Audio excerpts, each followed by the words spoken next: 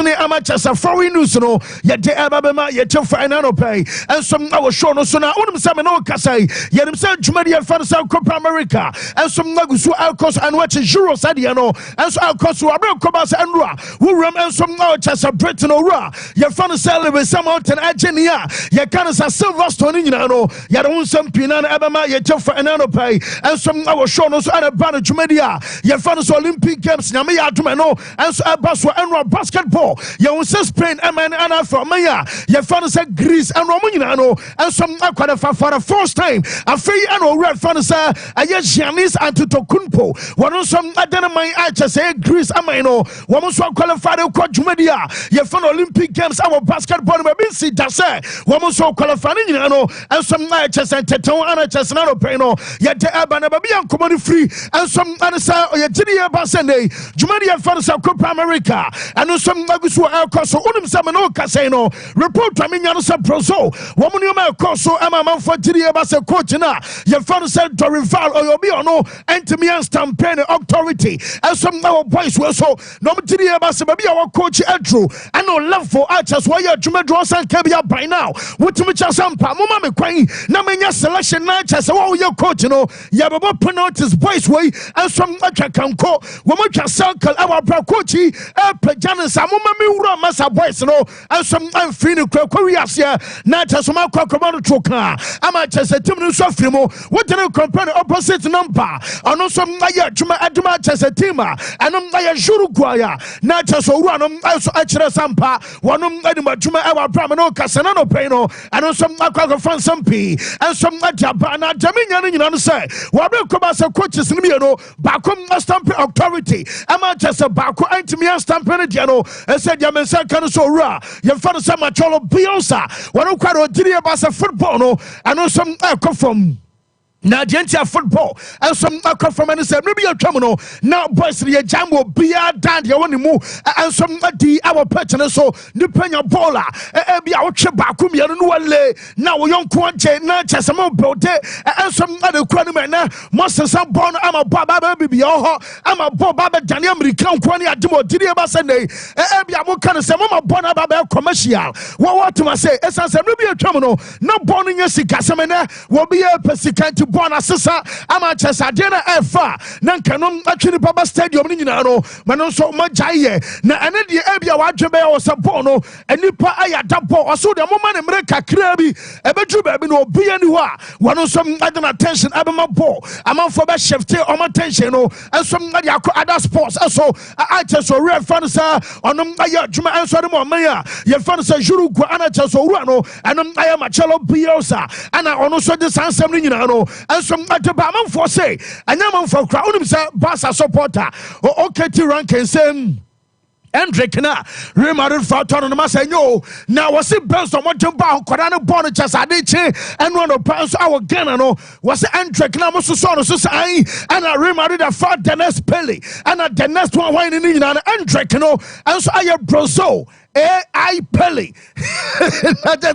I'm saying this. I'm artificial intelligence na. Not just on no baby akra. To munya se bi akotano. Most so no so agent so am no casino. I'm for 3 years passes and yet the national side and so I come abra kai. Ya ba start to Copa America. Okay sir. Mike abeka sam amontumpa. Vinicius ababo our Copa America anymore. Abacho so abacho Ballon d'Or. And I say on to mention best on montumpa. Masa fan one channel almost so pan ye our Brahman was so Massa Jaiwo Mike no Yedimu Data time finish or so time belling up what can some Montumba boys way and some our two respective and your tournament anymore and a betcha Serbia way and edge and I Serbia Sumesi and some other betcha nominal casino Pina or Julia said yes you could and Yadia Sakotana your friend some finish or Sabet Miachinia your friend Ballon d'Or and some Adiako Nabima our Julia Casa should belling up no and some Astante, a greater chance our brano and some iron coma and also I shall say our pro so and the mountains were yet the update in no and some that Abanyami on Wednesday. There was semi-final game back over Seno and some Abasana Sapono way a game man.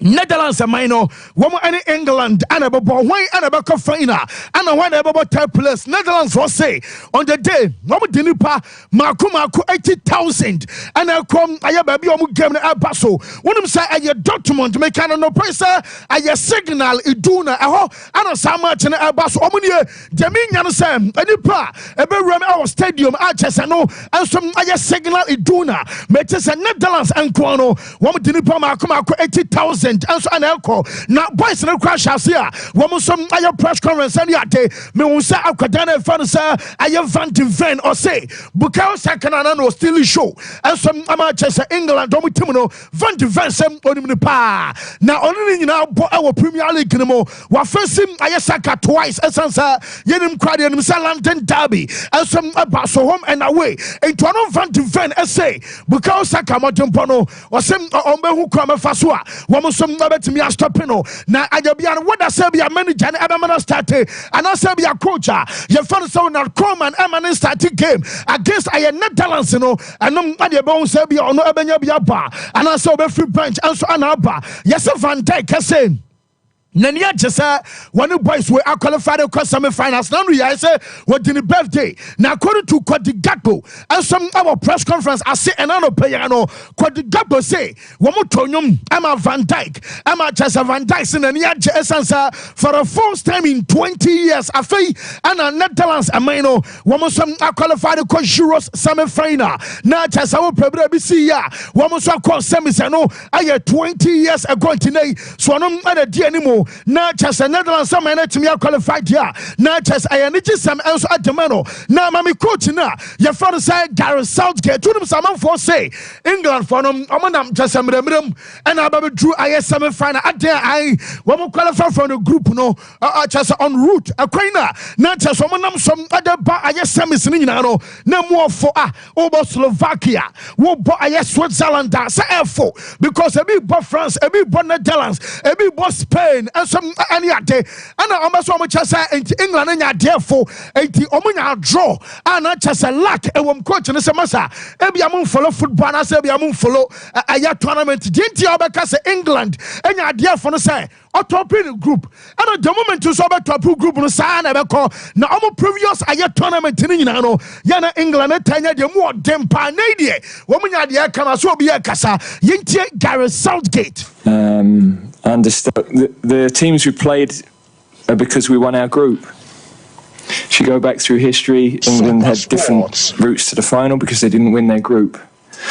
I understand, of course, you'd rather not have to jump the Grand National to win a tournament. You know, that most teams, when you have back-to-back games, 2, 3, 4 games against big nations, the margins are so fine, and in the end, those games end up really quite even. You know, you win one, you lose one, you draw one. So it's very, very tough to go through those processes. I'm not really sure what to say. It's yes, when you're sure you're so kind of young child, so now young quayanim, and no, I real quick cafe, Mammy, red fan, Gabriel, at Bonlaho, or say, or Bob Bukayo Saka Basso, Ebiamaka Sai, Saka, man of the match, Tabi, and Yanuntia, what kind the last Ayashuros, Ayaboya, woman drew fine, I'm on Italy penalties, a Kobasa, Bukayo Saka, make up one of the Sano, woman dinner tem Casa Sabi, or Yadre, and watching Marcus Rashford, and then just a rhyme style, Munino, English. For ya catch on Kran Sabi, woman in Patun to Tommy and May, and no reference at Bola or say, what cock ball a penalty, I send him maybe a chum near cock or 2 penalty shootout. Was answer me a cock ball. Hey, not just and Quaday Omuaku could draw, said the Allian Shara, a castle pressure, and for boys and Agbola or say, Sadden and Crown was so at your boat Bukayo Saka, and so Abbas way I Gabriel Agbola Hall. Go to the penalty, Jeff, and you realise the cojones that he had to take that. You know, after the vile racist abuse that he had after the last Euros with Sancho and Rashford, for him to have the cojones to go and take that penalty and think to himself, yeah, I'm going to take it. I'm not going to let them vile people who done that last time put him off. You've got to praise him really high. But going back to him over this tournament, and even over his England career, I mean, he's got 11 man of the matches in 28 starts for England. Wow. 12 goals in 38 games. You look at Phil Foden, 4 goals in 39 games. So Saka turns up for England. He's versatile. He'll play left wing back. He can play out the right. He can play out the left. Even yesterday. Yes, Ninana Ayabasoba says Banyama Wednesday, almost semi-final game. One more and the Dalan Sana Buffet, Yen Shefty, Yen Gianna, Yen run our transfer market in later Sunny day. And so about one of no Casano per manager. You found a Calancelotti, remarried coach, no, what that's why dinner holiday says, Omunya report. Now, my manager, our Canada. Now, Canada, remarried a manager, Fan Sancelotti, and so on, you know, what him say on the wife, and some this holiday. And also across the wife and now message I am very simple or say wawari a jai penamum ocean wife here what on some enemy to a your friend Marian Maclay a fair and 10 years into our 10th anniversary omudi ama just a minute and some and wife and so I do holidays and some our Canada and in the mountains our promo 10th anniversary and I just a remarried manager so Chelia you did update in the latest our Cortana your friend say Lenny Joro and so any na Jamaica can say Cotano yes one some other pressure Emma Timon Penny first answer what him says a remodeled SCNO so I'm all pro no ama remodeled to me for Bia Maneko and then you play a Bia so the Benya chance and say well cock about ball and some I'm a Real Madrid an opportunity in a bar Ebia Baba Copentina Jamaica can say negotiations and no some Agusu Alcos to set a bay on one Cotano and so about Journalist Blancosh Menoka say Metese a progress and quanimo I yet day out down a remarried Timono and some other frano and so at Denaba and I cafe on my swaya and some banana peno live on the show arches and no and some update nano peno yet my life our broad media your fan say I had a full time in yet that's some as a dema now my main front one is a bossa then say oh fan say one laporta no paya and also could come out now laporta radio station bako womu komo general Laporta say you want to just have mu coach na manyano no hands flake on majuma na jo kan nyina no sa flake na ayobia on pre very calm na manager na shall say ensua aye Spanish akasa no na Spanish also enche bia echesem obetumi ya communicate ama chese bia player bi ana ono som ente brofo and your manager na obetumi ya communicate kama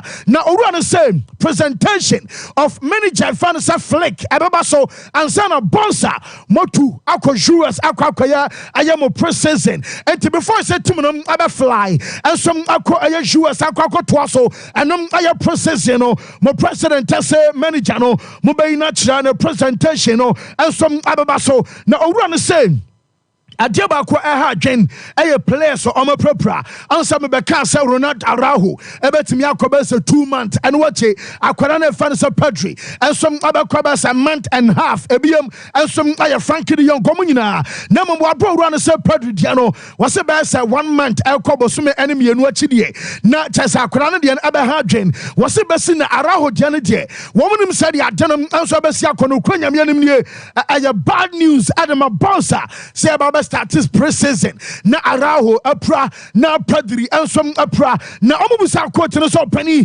na yese momo ye jamba to be asa moba return to 1:1 and okra and was said behind the scenes among for ni majuma ba sampan for na ayo omo ye juma pa na enche bia e ban economically na just a bounce sika sama bibia ba fine moba san te area jam now so moba san jina brand and omubusa no say and it's anu Nico Williams said no and no some ababa so ebetimi aya adwuma say bia beda sorry na ya tesa bonsa asan Nico Williams ebetimi aya adwuma owura no say I want to just say said yes kasam asikon enokra bonsa betimi asan Nico Williams and mo bisa no opana was wo pa kwadano papa etina oya bonsa fana I was so mo ani age essence owura no and some confirm say mo betimi ato akwadana ye fana chese Nico Williams our bra no and some kakra fro rana so deba ye de update ni nyina no ma ye tefo ene enso anopai enso e wo show no so afei ma me front to no sa akodan na ye front sam we ye Tiago Mota mama Tiago Mota me kan ba to dwa last week ni sa oba starting jumadi ene mandant enra ana Tiago Mota ba dru ye na enanopa no so call medical center ho enom aye J medical a chesa processing and jumadi a was a Mota edi adema tim ni nyina no was start as Juventus omu coach na report amenya ene je eba no sana enso our continensa no boys no omu bi mo request e bia pictures and autograph enso ane sanyo man am no kasa no enom kakra fina so ye enso adeba Tiago Mota jumadi no eno enso ane no na jaminya no sa wa AC Milan unum sa deba ko a abem wo jeri sa kodana ye fa no Joshua Zigzi onyanko eye Milan na mom abasan ne enso de ama Manchester United no Macau Sempi ade acho Joshua Zigzi yese man you for crasem afraid ye woman boy the bar clause now boy the bar clause Manchester United and part for say woman jatum say almost some abetuano report to say can so agree aye personal terms aye until 2029 obeje 6 million euros a season add-ons abebem our boy no abesign option until 2030 and some aye contract player ye fan say Joshua Zigzi and some abesign na Jaminya no say owura fan say Zlatan Ibrahim Ako Canada Pesa Zigzi no omo bisanse na boy no benya ba ana o se dabe Zigzi no o ye similar omo past atwam na chese na opani ne kasa asem dia na ne chese ampa enya de se boy we ensom ababa boboku a ye friend Manchester United chese ababa Milan moment chese aye manju enkwara betumi afa kwadan na ye friend se Joshua Zigzi ensom adena ko na chese Ibrahim waka no enom ana ma ne yenya ne sei wo so mo target for target no yenim so many Avro Morata and some akasasi yes so mo twense bia boy no at the final yes Abema Milan and Asebia Morata and some other reject AC Milan mama Milan support na one man or yet demo and some our Milanello not just AC Milan one so headquarters or run and some quiet protest now the cardboard message na gusu I very simple run about what you saying as a AC Milan and Panifono, one of the supporters near Diagrache. Now, Jobu sending an answer to Uncle da Bain and I'll be at Chassa, but any patience now. One more supporters and Adiama AC Milano. I'm Sir Momoba Casabio, one of the Asabi. I know Omo Jimmy J. Bibia. Uncle da Bain and I just a mobile busy Omo patience. One more botra almost one ya. Now, it's what happened to Nia or Daku. I will do the massa. On Betita Sukoko and some other AC Milan. One some pen for our protest in Nano and some other Guswa Alcoswa. Yet the update Emma yet for an pay and some our show no so Bamunchen. One pen for the Tiasa Michael Olise. Ebetimiako Olympic Games in Jatasa. We can determine Bassa Buena Cocodro. Wakran medical was saying it until 2029. Siko Baje and Chassa de Gusun Nano. Jamesa Canasa Buenum. Omujani say on Ebetimiako Olympic Games Nibi. And to Abasa join it, I just Thierry Henry and so squadra. One of the Quack Olympic Games no Leroy Sani Aquacan surgery now just a Bamuch and Aquadano. Yes, and a growing surgery. Aquakama now Ababa. And here be a best and our champion Santam. I have 3 weeks time and a player. Your fan say Leroy Sani and Ababa. Make an another play our tip of society. Liverpool at the Premier League Navy. Make a man for himself. Biame Moke. I Liverpool team the shack. And upon my videos. Odi obet me is cost like a crabby. No me share manager fans and a slot. And some our Liverpool on training grounds or our Axa. Ebinye. Now Odi Shabiana from me pictures now.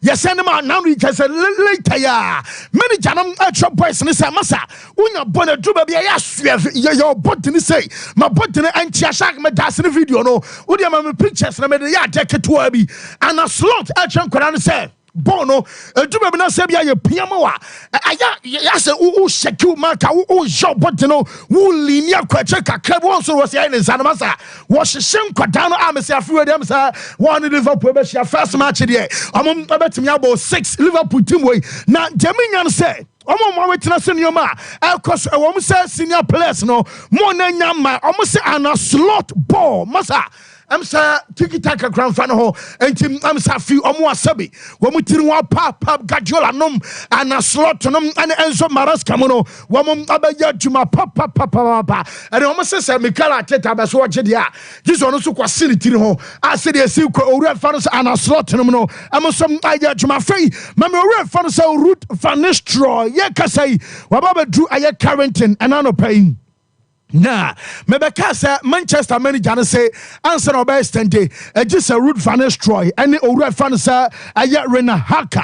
Wamumia no eba na omumia no nyina aba time Van Nistelrooy omo drive no and some adina call aye Carrington training center no check mama shack e wamunia boka na chi ana chese chauffeur dene koba chese unia fili a chese Ruud van Nistelrooy and some aba drew aye dey training grounds and some aye Carrington omo chese nyame aduma ochina ana chese oma partner ho antuma onunie ana chese onum aboka na chi owura fan sa Rena Haka som ana kana ho na nyame adum ochina ana official announcement no enum anso ababa so we must start manu processing na metete sa manu for nya aya Ben Chilwell omo pe yese manager na ba so bom aya 433 na 433 no sesane nsa no bor se de no bonum awa Ajax no na odiri pass my ties delete ebe kan Lisandro Martinez wa etire ho adwumanom asi and watch him on your Joshua Zigzi and some other burning more adwuma na pem man you ebe cookie nyame ya duma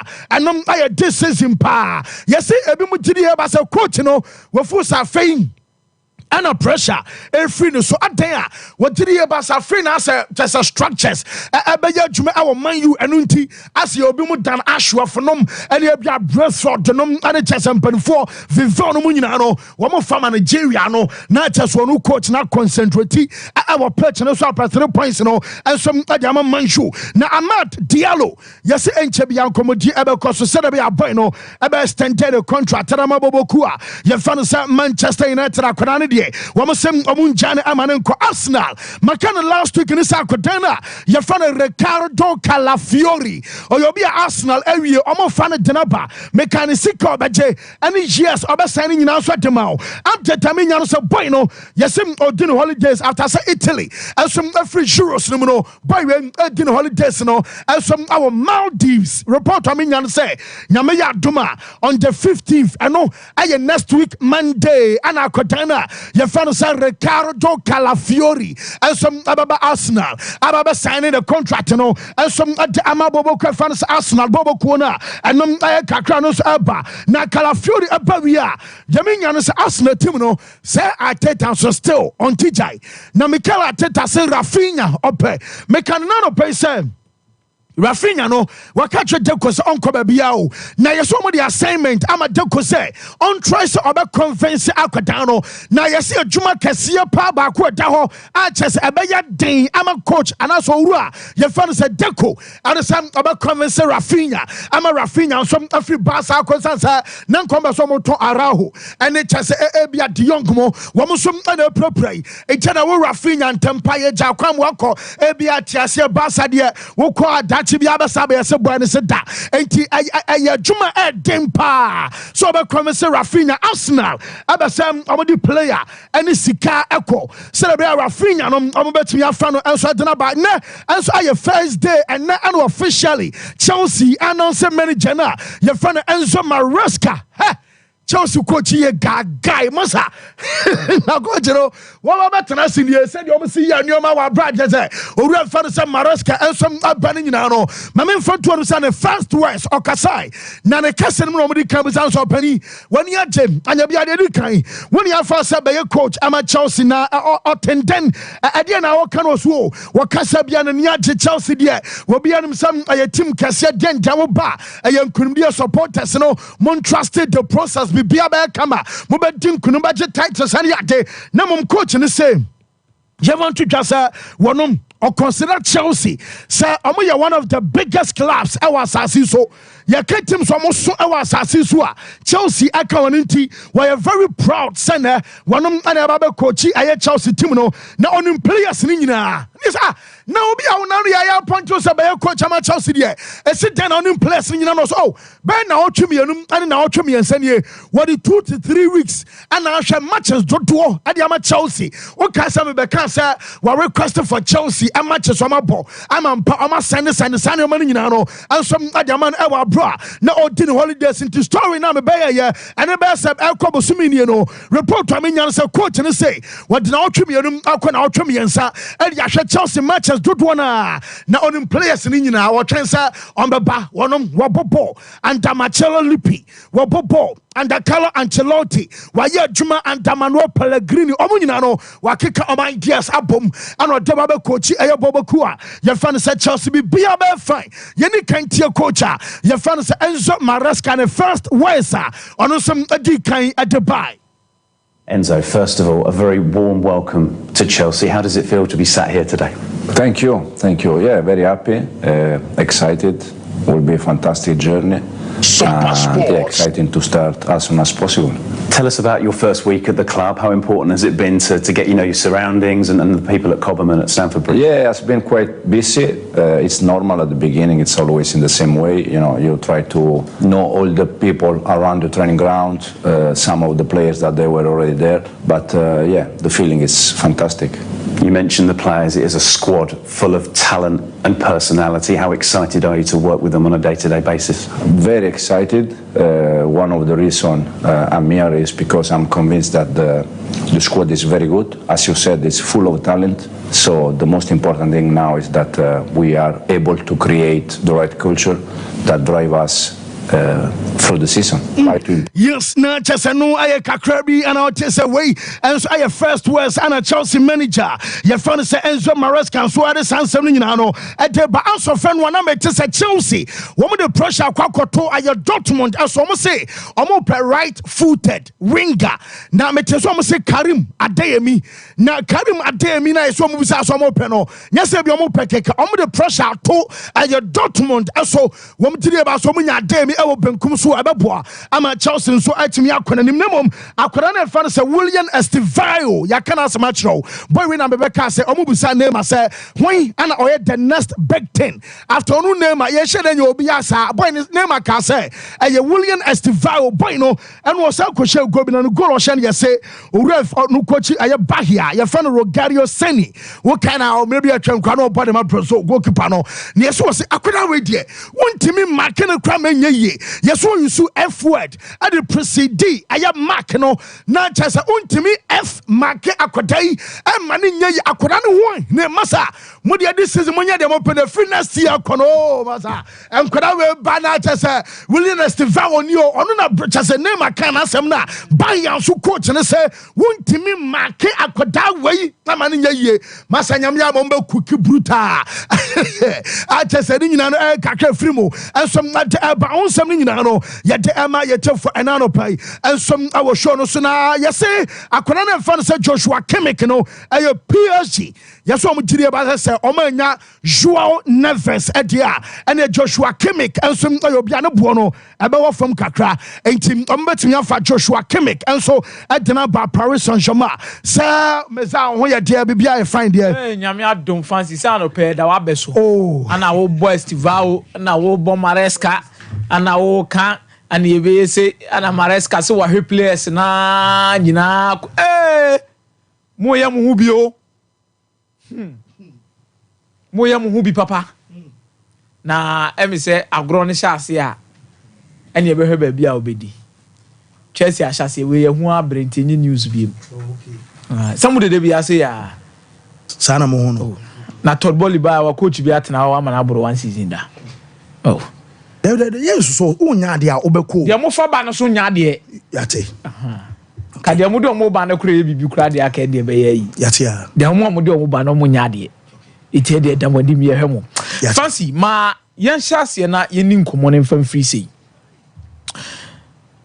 the topic of the time coach no only shoe Enzo Maresca Shadow Sama Enzo Maresca shoe when your shoe mumu de your shoe where your shoe masa na tira iro fancy wadwuma we first you promote two co chief inspector ni ama also wa Chelsea players ni also wa mu nyina within 2 to 3 weeks ai masa Enzo yi mu nyina yo munyina ye ne ba yate ye hwe no ye ha adwuma ba be agro ne form maka de chance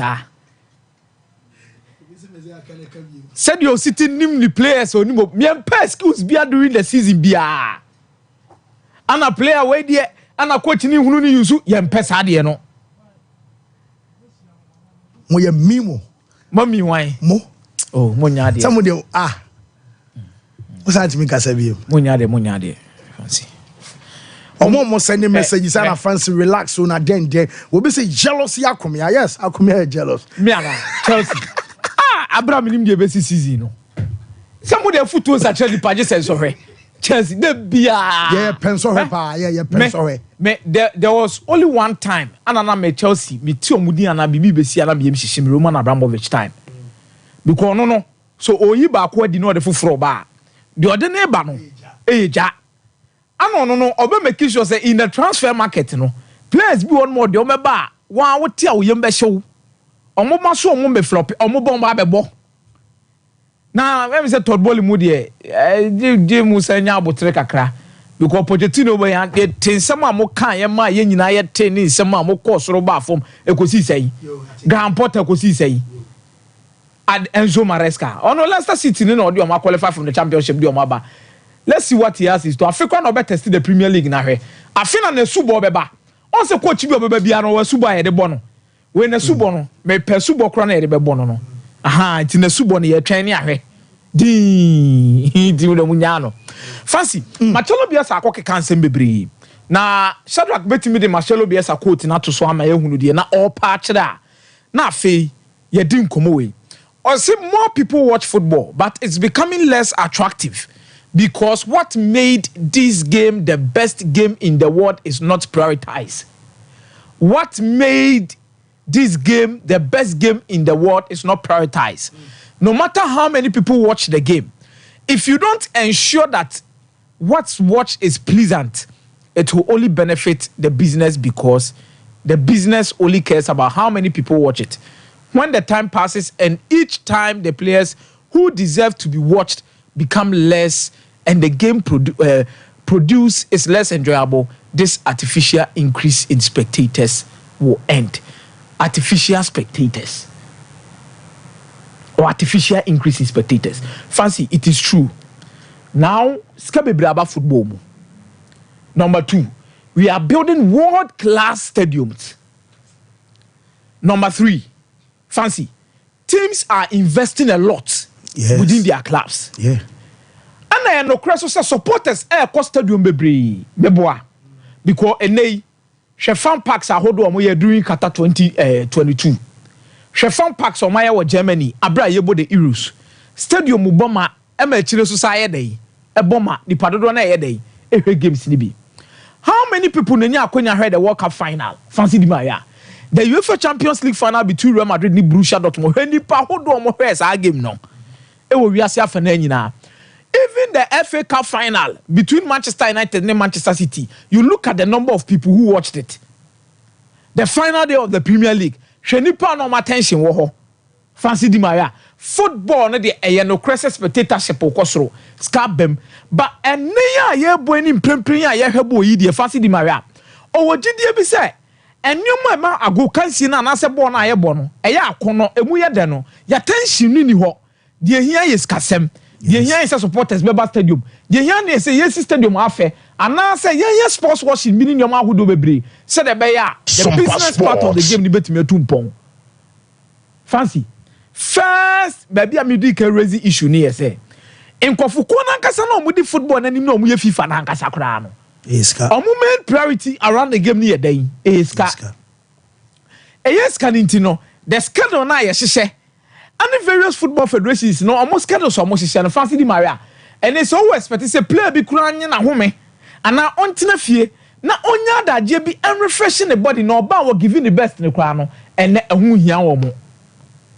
For the past 3 seasons in the fancy di Maria, some are ben pa na enya se players ho ato mo matimenya holidays bi eso. And esombo. David. And no more we are there no. Any omo game na ya akono no crown fancy di Maria.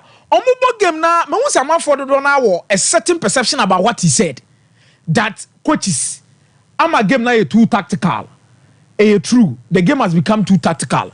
Coaches ama game na too passive because in this context, you know, and then you want so yeah there game one. How long you can possess the game or even pass from the back and it's so yeah there and I'm a boy. Yen prepare ball no and it's just a man for who say ya pass and it's say yeah. So it is more philosophical now. Those days maybe any philosophical.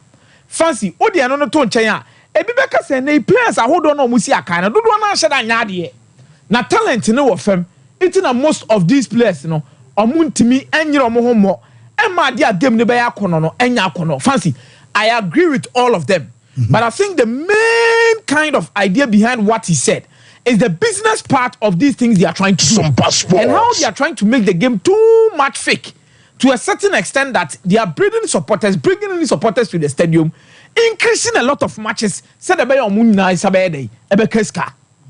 See, and FIFA Club World Cup, you increase teams in the say. Yeah, of course, that's more than a year. See, I boy Euroso. Players in the back of Joma home. Omoba and you be resume league by August, September, Mobile. Resume league now. During the September, and almost our FIFA international break. FIFA international break in the bar, Nations League World Cup qualifiers so beboa. And son omokwa November masaba international break. Yebeko January. Yebemo season in area. Year 2025 between June July no. Fancy and yes kwakobo deba de biem FIFA Club World Cup. Musabo FIFA Club World Cup ni wi a. Omo me African players ni wom no. Almost getting to the latter stage and I see a beginning in January. Fancy di Maria. Omo kwakobo the CAF and I said the African Cup. So you are stretching more stretchy players not to do. You are stretching and stressing them. It is quality new home crumple. So there is no time for development. Yes, I do make I say there is no time for progress. Before say about we last season say jogging club a kind. Ateta munyana can be Pep Guardiola cried and also when can be because the more as a war hammer on a dear back on now who baba yeshi. But we say players they been so almost so much say is the main reason why they are to say bia you two mukaye.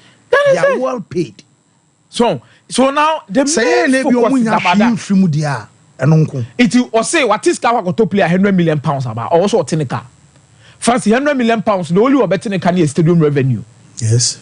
It's games here, but Boguma, and Yasha put on so general so jigum. So everything about the game has become money beyond even developing the right talent. And fancy, I'm not Brazil for no company concern about their national team and the players. Because Omunya the Ajema players need developing and through stage B and bringing out what is supposed to be in them. Then they enter into the European market. The moment they enter into the European market, the timing for their development is fast-tracked. Because I want to give them as quick as possible. 2 or 3 days behind what's here, Bobo. It's time to develop, time to look at things. Personally, when the player will have to do a lot of things, quickly, high-profile matches, then he becomes stagnant at where he has progressed up to the level.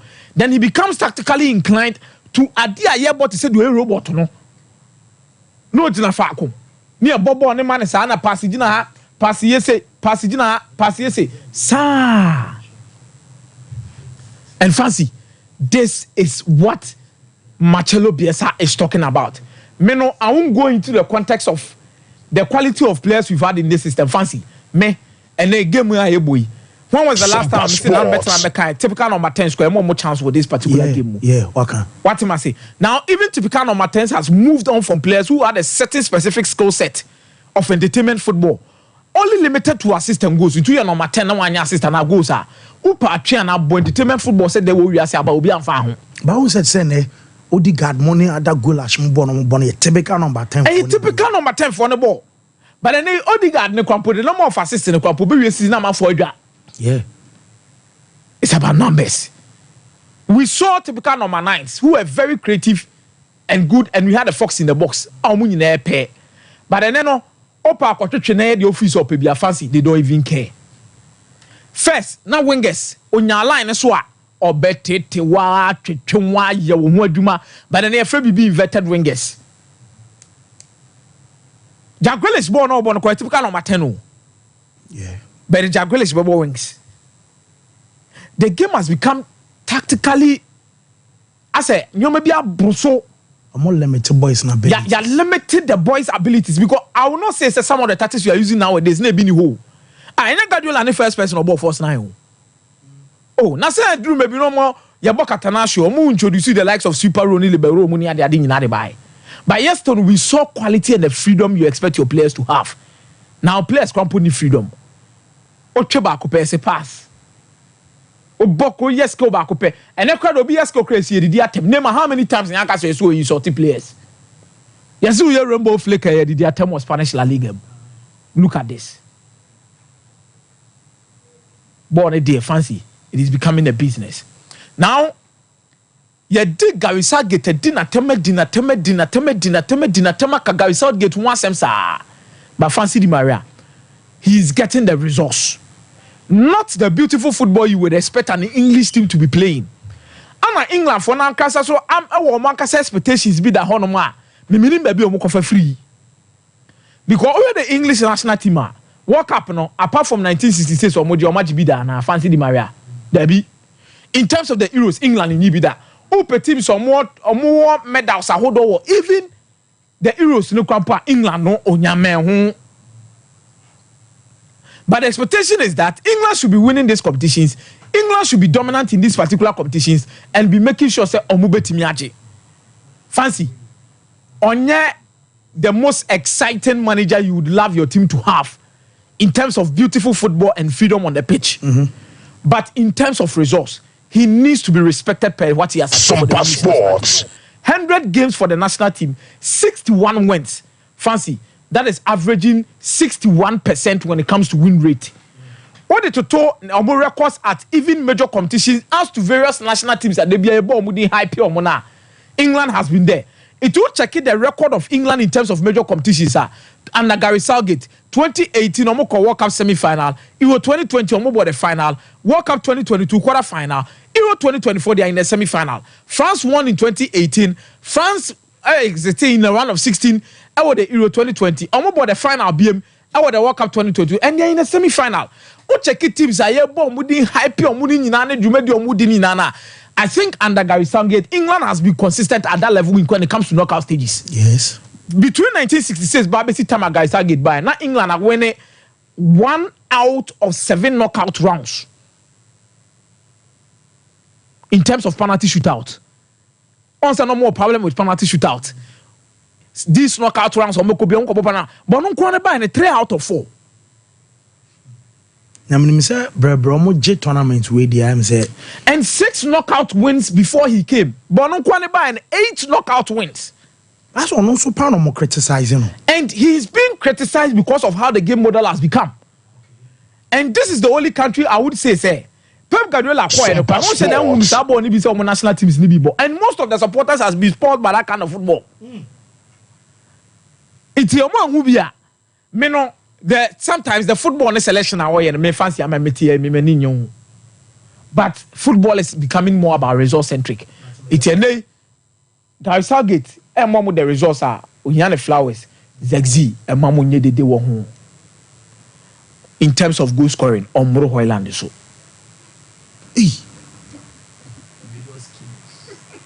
Player na mo for in terms of goals. And yes, Onyade. Overall, you can say born and Casa de Onimboche Rasmus Hoyland. Okay. But the goal scoring abilities, on Bro Rasmus Hoyland. The number of goals or share now the total Rasmus Hoyland number of goals or so fancy. Mati. I'm only hoping say age or almost side. Omubetimiaye. No more they improve with a lot of goals. But this is a direct replacement for Anthony Martial. Or your strikers no more involved in place, maybe. He's a very good footballer. Yes, he's a very good footballer. But the goal scoring problem of Manchester United, no. Many shots on never solve it. And better than a few much goals now. And there is a Rashford man, some more come on Ghana, we share 10. Now we are 10. So much to be checked. It will be a Hoyland man 10, we man 10, Rashford man 12, or one champ for more. What Mate Mizame da say France, say we are fine. Fancy Yamiadum. Okay. Now where? Boko Yamiasi. Fancy. With no way to see what Euros we are saying. I think say Obia Mrebi or Casadi Tia Jose Moen Obia need to go back to the man and apologize. Jose. Yes. Because in some way, cause tournament we are say, Nyoma dead, Namia who say, what is the most important thing about football? The results. Regardless how you are going to achieve the result.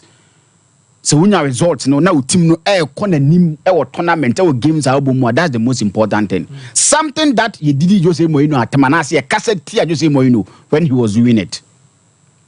Jose Mourinho need the say median results ni hiame. Se me pake bass no na me jaibo na my opponent abo na me about 2% of the possession kana me wins na and na me pay.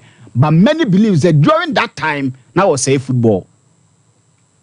But now me no can say over 4 teams no qualify or Euros no come the semi-finals now. Spain pay and all born in normal games was starting right from the game 1 in the tournament till now about that game no. Obia I try possible best to say obenya results in the way I want to results in here. Netherlands or man start here. Now you the Netherlands we used to know controlling the game and all that. Yahoo France, they've not been one of the teams or that expansive football and say they enjoy football. No. England the same thing. But now we are talking about the fact that they are in the final 4, so they are doing the job.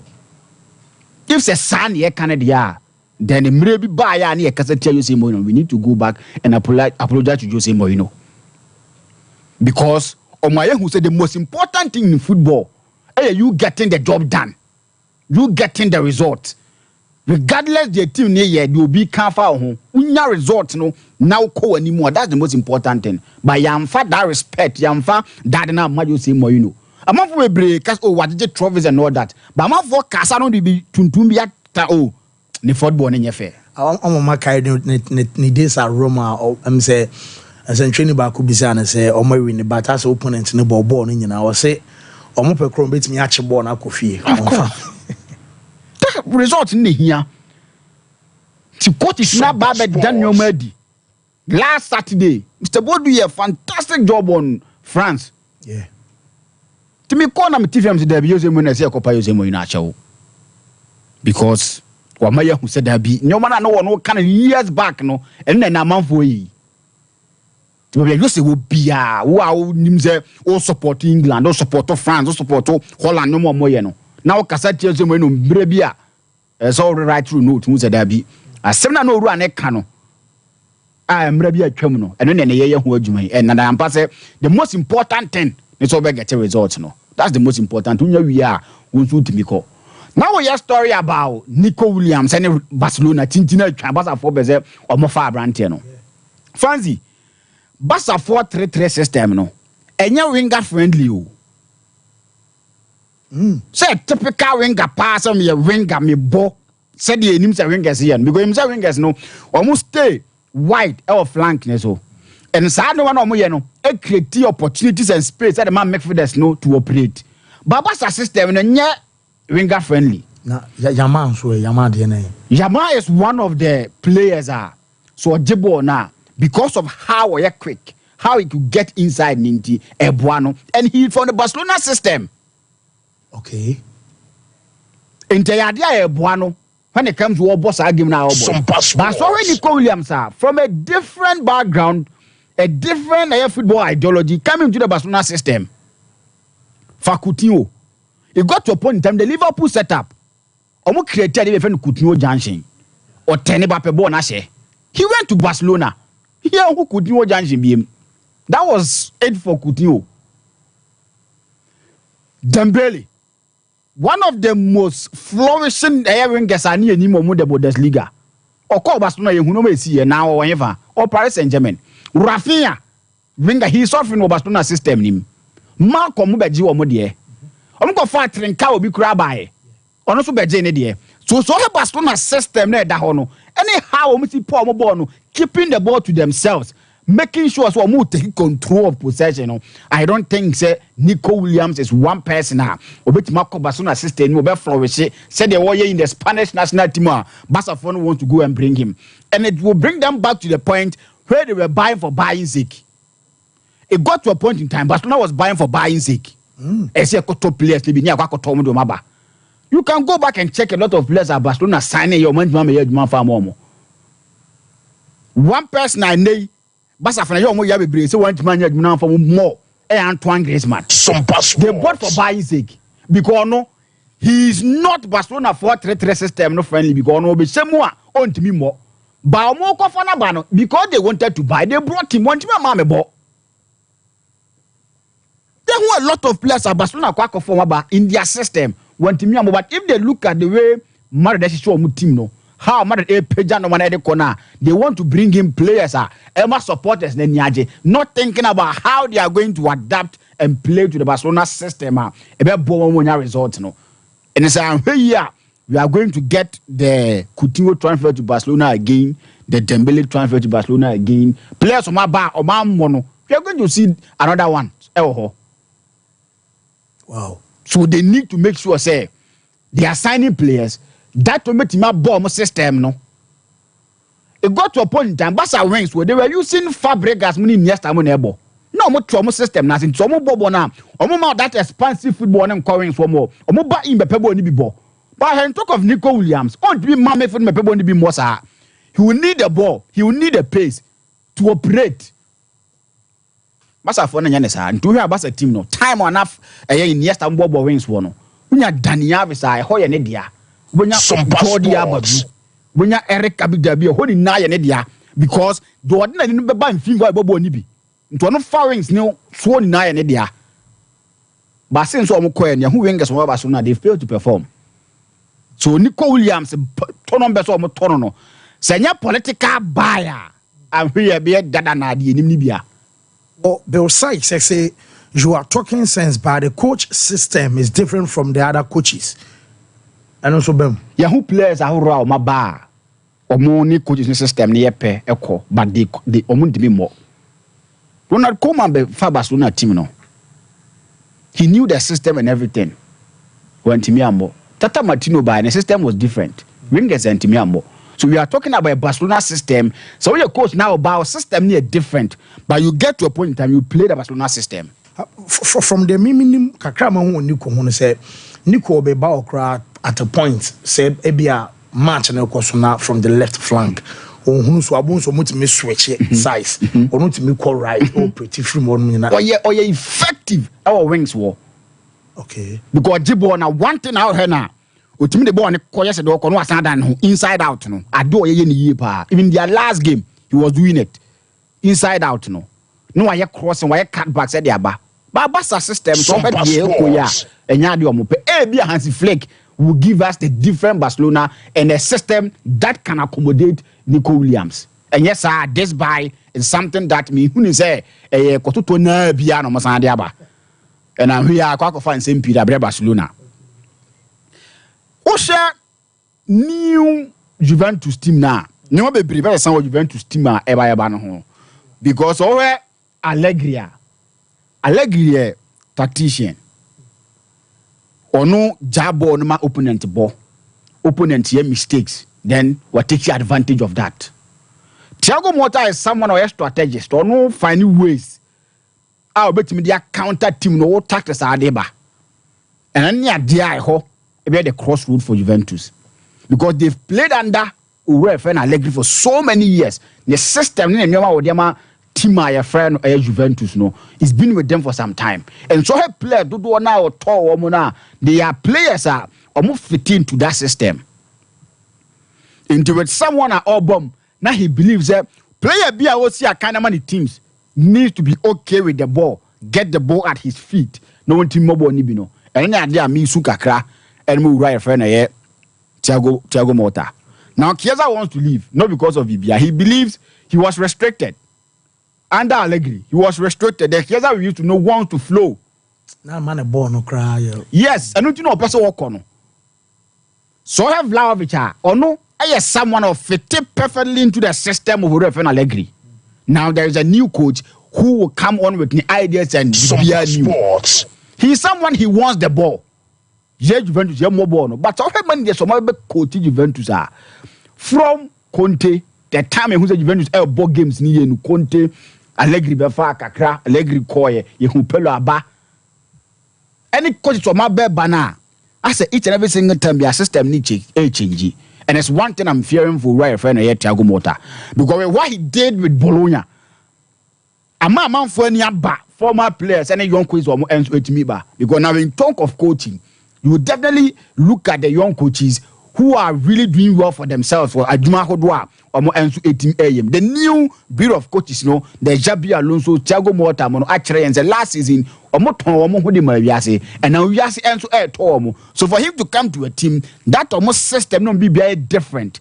Now I start a new Juventus, and I like a crime so much Thiago Motta, but when you control. No nyoma years or the Juventus maybe you know more yen Bologna by a man a timer a Juman and Spit Marcos ye at a Matima of Juventus for Saudi dear on one a pair and a bio who nasem can be some man from Penasem Southgate. Yes, but Nyoma come ya can this is beyond Penasem because with him England are best teams and as a better team for tournament. I say it's coming home from me. Look at his track record. 2016 Euros was disastrous for England. What about 2018 World Cup? You know more about semis. About Euro 2020 final. About 2022 World Cup quarterfinals. Now he's in the semi-finals. So it's how you Obina say, "Hey, you own penasem."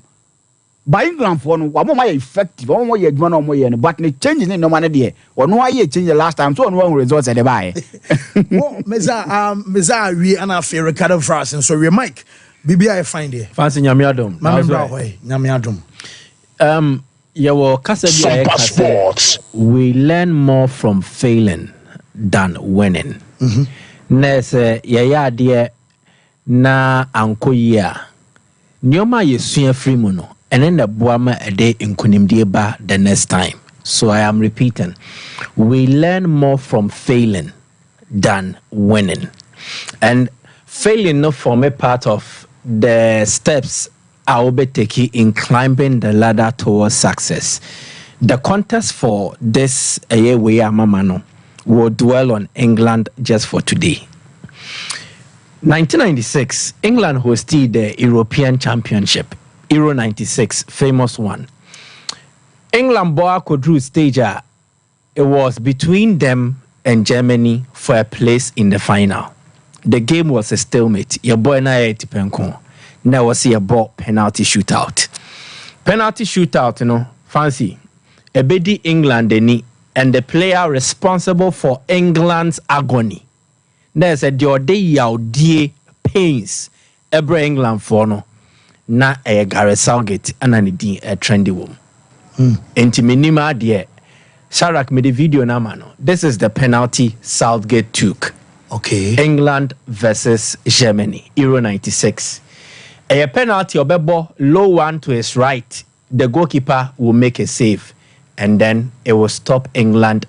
About affect your chances from progressing. So England, any penalty heartbreaks. It has been something na ewo. Saying Lambebo tournament ni a knockout stage or to me winning regulation time, extra time, yeah, the penalties bar. Ayana England tie edi yao a womb a send your mobedi de. Sharak Mwaya with England or more penalty shootout record and fan to jump for my. Then let's see at major tournament. 1990 World Cup semi-final against Germany, Omulusi. 96 European Championship quarter-final, Spain, Omuwiniye. Then 1996 now, after progressing to the semi-finals, they lost to Germany. 98, lost in the last 16 to Argentina, or the World Cup in France. 2004, European Championship quarter-final, Omulusuye to Portugal. 2006, they lost again to Portugal, 3-1. And at 2012, against Italy, they lost. 2018, last 16 against Colombia, Then in 2020, in the final of the European Championship fancy, Omulusuye miserably. Osha sa list way anymore. Amongst the loss, and our losses are more recorded, Southgate Honkwa boom, not a year less than 2 times. Good. So we learn more when we fail than we win. Then Osunya Frimo, after the painful 2021 experience, that was Euro 2020 final, England decided to have a critical look at our preparation towards penalty shootout. No, in the 2020 final, Jordan Pickford saved penalties, but it was about the misses and how they missed. Quite almost fast or miss penalties. No, it was properly studied by the coach, and they decided to offer solutions going forward. And fancy, dear no more 2024 preparations. Prior to it, Southgate this time around was calm. And Kobe Ayaya Bakuya Emienu Amfa at the pressure to us, so we become tensions. I said tension a bias in the PCA. But he was calm and he had his dossier. And Tisharak Webwaye, the dossier that Gary Southgate had, shared the Kita no. Now, once a more foul beer, a plastic, and 2 BM now the papers are shame. Papers are near Southgate in the dossier, monofancy never 10. Oh. For the penalty shootout preparation, no? Papers are near dossier in him, never 10. Penalties in court. Yes, never 10. And a be about how to kick. Be who are the ones kicking, the order of arrangement, the body, representation, goalkeeper, gimmicks. They had planned everything. So penalty in your lottery. I say penalties no in your lottery. Now be try lotto crash here working. Yeah. And I'm boy. There is nothing in this world that you don't prepare for. Yeah. Ebi ani wu death. The old wu na yem prepare so way wu into wu abra. Yenye see on this ebia nipa ne yare na bona nti ende onim say eye den a eno kra no you don't know exactly the time and the day when the person will die, but bibia was asase bia say ye lotto say ye botrimo, you prepare for it. And England prepared for that luck eba o mafa one on my Jordan Pickford ne water bottle no yehu the instructions are yet detailed go home about player beer among the Switzerland team and how they play their penalties and how to also go against more air kicks no taking. And to one Akanji penalty. So checking list name here Akanji penalty no what said dive left. And truly or dive call left and he made the save. Preparation meets an opportunity. Luck. Obibeka so you lucky no dive kwa, but it was effective preparation meeting the perfect opportunity, the definition of luck. Then on my Fabian Shah penalty. Fabian Shah ball penalty option bottle no one fancy share and the also no fake right and dive in left. In 2 years I dive here call right and what dive here call left. Pickford had the instructions right, execution not right. And to check it. This Shakiri, my Fabian Shah, Entieni or fakey right, no, but he dived to his right. Fabian Shah ball penalty no call left. So if he had followed his instruction, he would have saved it. Yeah, on my Shakiri the NSO. This was an expertly taken penalty. So Oko show what about no again. Shakiri number 3 dive to the left. He got the direction right, but penalty na Shakiri boy, it was excellently taken. Internet then so he had his instructions spot on. The only player of Beboma Switzerland, I want follow according to how the English had prepared was Zeki Amduni or no Bofan Finfi because of the tension. So exactly. So they prepared absolutely for this to make sure that advantage be or home met me a free more. They are not leaving any stone unturned. Again, there was this tactic the English used. About penalty, I had not goalkeepers, no any opposition players or my game expire. Oh, to me, can you match now?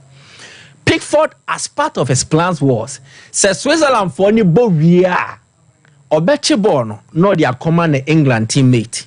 It was the referee who stopped him in the end. But after say, a Swiss for no board, the first penalty man who can just say no. Shadrack in my video no of what Jordan Pickford did. Not Jude Bellingham never won penalty no.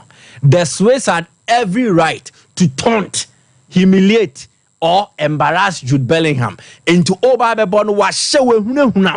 If the video is available, Shadrack Bet Media boy. Say available, so I can maybe forward it to you. Now yeah, I forward the man. So I'll just forward it to him. Now we use no answer the account or check it. That video will come very soon. Ne who send you see it here. Any media send no. Okay. And to pick for a far ball, no. Then he walks straight to Jude Bellingham. And the ball no a in him. When you do this, what does it mean? It's a tactic. you stop, excuse me, the opposition nonsense. And the opponent, no, okwafa ball no. The outside need to me now. Opponent goalkeeper need to me baby now. But when you have your teammate approaching you, no one the ball what does he do? He calms you down and encourages you. So it spurs you on to go on and do. Where you know the little details are. If you don't focus on, obi be no dey advantage over you, not or the because Pickford was taunting Akanji. Pickford Akanji babe bono na walk ginechire catch and say akoye say call left no directing. They prepared adequately. What they are there now, so this is the video. So Akanji di nini. What about penalty na say no? Pickford sorry or Chebono or the Akoma Jordan Pickford. And there is no Switzerland player or Bellingham. Na wakasa dia channel. And then there was this thing they used called the body system. Body system. Now the best picture I can give. A Bellingham any look sure. Say omoba penalty ni we are. You will play a beer any play on any ball. Enti oba one player from the English team meets the obo penalty no na wa man a high five and now with Chiano. So Kopama obo ni die we ka walk and a corner chain. Bellingham body die we look sure and a corner chain as seen in this picture. Ivan Toney ball ni die we it was Declan Rice. Bukayo Saka ball ni die we was John Stones trying to ball ni die we if they had continued anka a better cheers and a Beshiano and a better cheers would have played the 6th penalty for the English if it had progressed to that level. So it is something that they didn't know how to do in the past, but Omutsuyai, and they have corrected it and they have gotten a result out of it. And the England Heroes now, I don't know, but it has given them a ticket to the last 4 and a chance to make the final and then avert almost the equity or fancy. At times, yet the conventional methods na nyoma bebree, but at times you need the unconventional method to also win. Dutch football, the any man say a passing total football, you work ball near the core. But if you are multi-dynamic, and I say you are multi-dimensional, and as a nyoma wo ye no, if you have variations, ut miss same. No when your results near Boapa, and that is how the Dutch national team have been. Ewo Euro 2024. Inti your best started with a year Daniel Malen, a year Memphis Depay, Cody Gakpo. So I'm far.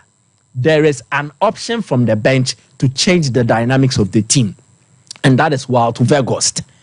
Weghorst's contribution obey, he didn't come and score as a super sub, but football a moment be a dane na koye mawa. It can help you win the game. The moment that defined this game, fancy, the most important one for me, Wout Weghorst. The clearance will make here when Turkey had the opportunity to score a second goal. A second goal, and Austria went to me Turkey in frame. Because as a movie game, the cameras now was on. Exact Weghorst. Good. This clearance. Verbruggen were free movie, yeah, Babo need the atom. Boy, the chances of it scoring are 95%. Again, the clearance from Weghorst or that form and over Pejan and I at times you're very lazy at that. Opponents need and so or you're quicker than you. One you careful penalty.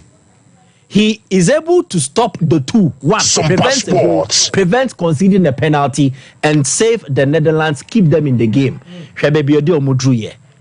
So moments are very crucial in the game, and if you forget this key moment, I am not already free. Nyoma ekoswa ebo Brazil for ne de leadership. And if I show video, na me raho. Me we say fan be say name and fa omo born in chewo na omo ndi na tembiem. Say omo ndi say he carried the team. Omo ndi na tembiem because omo say from Newman name my match me nyina no omo san sopa no. Yeah. And what's the name is one of us he was tip of we can't be show obi o show us no say match no on phone. No send the friends or my channel was channel console name. Never cried. Okay. So on the coach the video netoswa. Oh my. The Brazil lucky. That leadership. A coach with personality, a coach with profile. Brazil should not only be because they have always wanted to pluck from within. Brazil Chromo. In the history of Brazil, they've made 84 different coaching appointments, not personnel, but appointment. Emu baako pɛ ɛna ɛyɛ foreigner.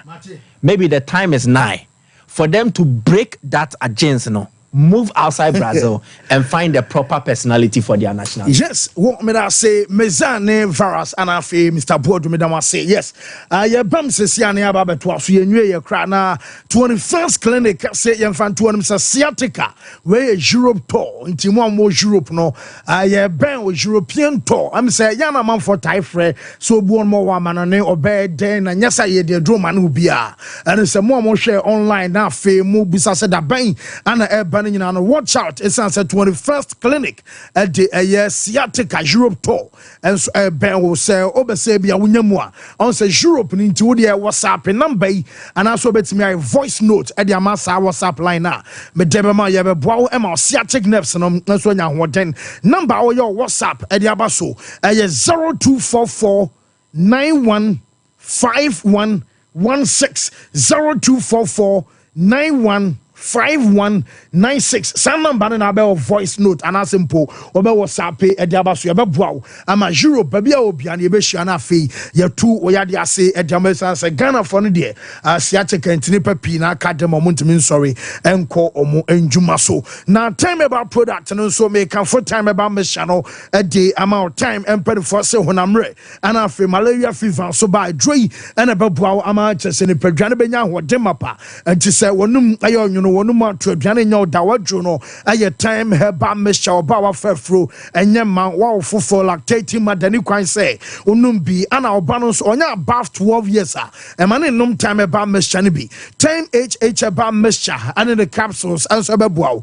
na dwumade edini say so your bana so ye bema na sansan gu wasem na udwi eye kuro ase how amache so oba enso kura gu rough of nkedi a chiro ba no woni nye ho e ha dwen ama bema so bema ni mu no yanin sufita bi epie firi mu ba wadro no either say what time ba misha and answer what on capsules ababwa 0244 417 669 na chese time nu pa no wonso waje odie no kama na afo de du juma na Buffalo Polo say yen can show says still what that's jumaden now when the African print and I just want to pump a say entire ediamao what they pump round neck a pump near kind of say v-neck what they pump just sampa so I just what they pump near what just say south sitting no a Buffalo Polo energy now Buffalo see and can trust and why saturate kakris and say what they kind of say platinum package and alba shirt and a 20 and a womb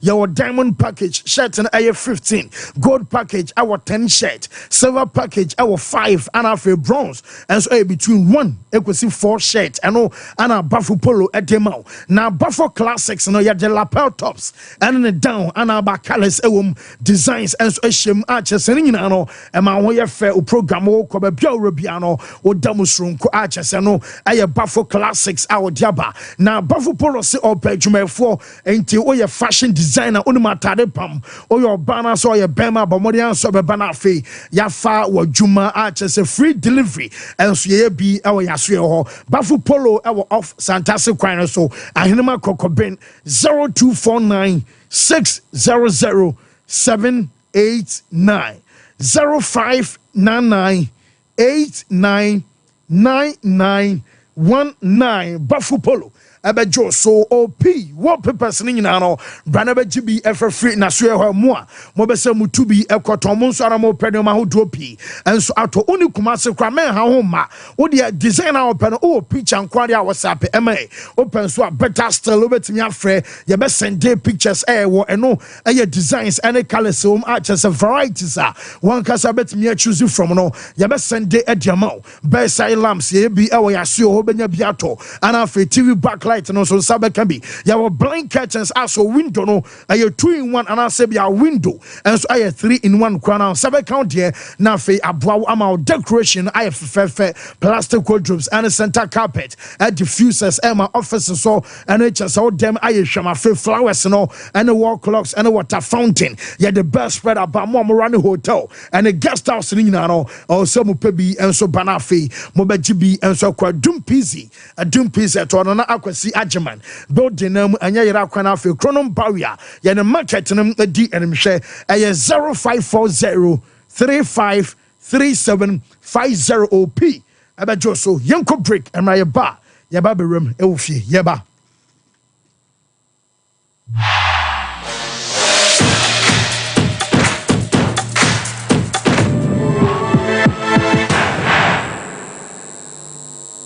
Wana metesa wo ba no se wo Canada. Oh, woko suku. Na yesi ajape aba no nso okọ na nso no de okoye adwuma. Me say amanfo akọ no. Enya gro. Jaye no hwa na de won kosa no. Express Group boya. Express Group. Yes, Express Group. Obia na nya bre. Pese otukwa ama no ne de. Wo de obekọ simple. If you want to study and work in abroad in any of the advanced countries like Canada, US, Australia, UK and Germany, they will take you there. Next you visit and now turn so we go Dubai, Canada, UK, USA, Australia, and Germany numa what they go. Say ya juma so what they go Dubai, Qatar, and South Korea. And if you want to write an international test like IELTS, SAT, TOEFL, GRA, and GMAT, they will assist you to write. As a full labor runabout wa and crying. Kanachi First Light, Tema Community 18, Lashibi Grand Filling Station, Sunyane, Silver House, our High Court, Tamale, Ayama Building, Yabe Tamale Teaching Hospital, Takrade Market Circle, and our offices. Our Mabebre, so telephone 055-555-0067 and 0249-000448. Mamisha, time HH Heba Mr. Bina Unumi, and ya what dropa, a ya draw. Ejadro say emani peduan kwamwa no enya hoden na akwotia yare entwen yare ansan wakwakoto fire wadro na nom no abribia Kanoga Company Limited what the time TIME ebedwaso no wono a na the time HH Heba Mr. edia bedwaso akora wonyanya mfisia dumienu enum bi wo pemfo ene oba wo ma akora nufo enso enum bi time HH Heba Mr. who benya bi over the counter medicine sellers any shop dodo na mu so wo pedodo to afre 0244 417669 0244 417669 time HH Heba Mr. Ejadro say FDA agye edwadie nkratoe atum the ones that now from toothbrush no why and toothbrush no ninya Ashford na ninya Ashford there na so evident no way who that the evidence ben ninya Ashford toothbrush. Oh sweetheart, Ashford toothbrushes no you want different types she abena dey ya mokuhu Ashford Princess and obra ko dudie no so Ashford Galaxy wo die na ira no so Ashford Evident media yin so Ashford Executive and na media no so Ashford Friendly that Ashford toothbrush my dear, Ashford toothbrushes are who do dear. Papa, moto. Ne to me bow dodomi ye dani bia akwashisha ho. Ashford Prince, Ashford Princess, Ashford Friendly, Ashford Evident, Ashford Executive, ne Ashford Galaxy toothbrushes. Fibo Ventures na kofabe daso. To phone friend 0241 545 646 and 0200 600 934. Ashford toothbrushes. Jewsuhuni. If I shop, I'm not sure you're value. Brother, and not so beautiful. What time about Michelle and see about Queen Wayne and say? Bra, said your time about Mister, it's your Jimmy fearful, and not your back ever so. Really, I know this offending now. Bra, so make us a the time about Mister Huadansia, we are singing now about Temenka, 87 malaria, where do any time about Mister? And you go, dear, no matter what to me any deal. What do any time about Mister? A drink and your ma or bar waffle through. The one for down for any aquada when you feel do you and son of the time about Mr. Draven. She's a walk hospital and answer lab. I'm what who said, oh, a GD malaria be answer. I also time me TIME. Time about Mister. I feel malaria fever be than is ziva a woman.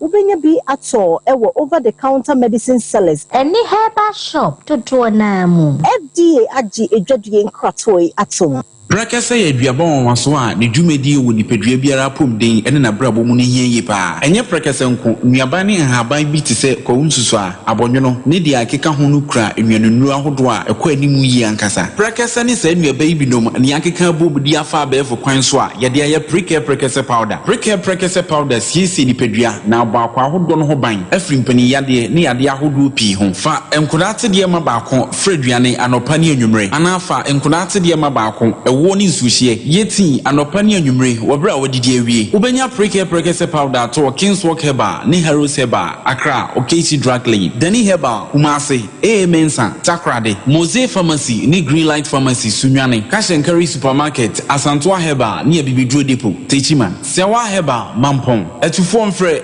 0550 19 15 14 prakasa powder aduane san yedro FD ahwehwe sankratu mu agiatum Efiewura nom mo fa maso mfa mekakra na nneje sama bakrom mo amodan ho papai mo a ensuoso no nom fam no ama ho nyina frofro any leakages ahodo eham wo mu fie iPon2 contractors added the polystyrene insulation aba eno na babua medan na papai no any ensu a eno nom dan ho ama ho nyina frofro no eto nyina betwa iPon2 contractors say so what to blocks na wia enhia so be plaster kra bi omo wo fiber cement plastering mortar ye dey fa dan ho nyina enhia so be to cement onto anwia bia na wonhia painting so esanse iPon2 contractors at the fiber cement plastering mortar no efa ho wia ebe te said ya painting dan na wiempo enti dan ho be ya so na ha fefefe iPon2 contractors ama se de nema yefo e de ma fie wura no ne bo nso da fom na efe wo de your dan so echem fie pi na emfa ehyew bia so e ma dem iPon2 contractors aye expert in construction interior and exterior decorations e wo fie ahodo nyinem de hia ni so be from 0555 118684 hwehwe yen ewo Abrepo Junction ship mu a eben JP filling station iPon2 contractors wo we die enso bia nonom ye dan bie dedan ni nyina so be ya fafibo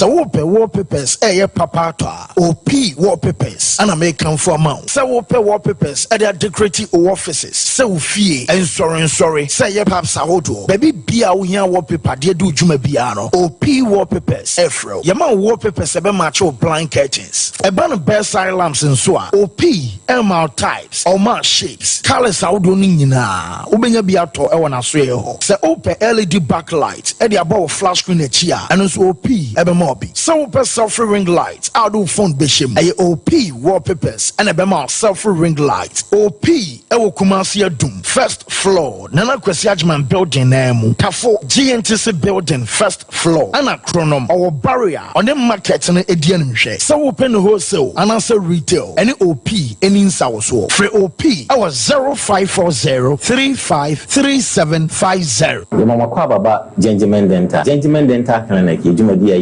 Say you be CC will sing na yabo will sing ho ban ama wonum enso ati anase will sing animal nyam so afa dem tumapa if you fix one no anase ye ta frɛ no permanent one no eno susu ye si a untimi entu bi eno ene frɛ no PFM bridge anase PFM crown afei ye sign cleaning services oba ye profession mu na ye frɛ no scaling and polishing say ebia enema bi ahyehyehye esen mu se bi o kasa etimi ma pampan ene ade ebagu na no oba Gentleman Dental ye ni nyina bi ewo ho Gentleman Dental Clinic ye wo Koforidua Central Police Station and Chenwa and I would do enkan so ye wonungwa and atomic down domekwa benya runabout on so and I would do takwa de pipe no traffic light na ewo pipe no ye ne OGN bank na na wo the same premises and kachiman so ye wo magazine market kwan so wa anase opposite AY Ahmed and Udru Kumasi Abrepo Junction total filling station wa traffic light na enihwe G runabout no wo free total filling station na ya bron sign na edi ho ye adwuma free eda joada kopem eda memeda with me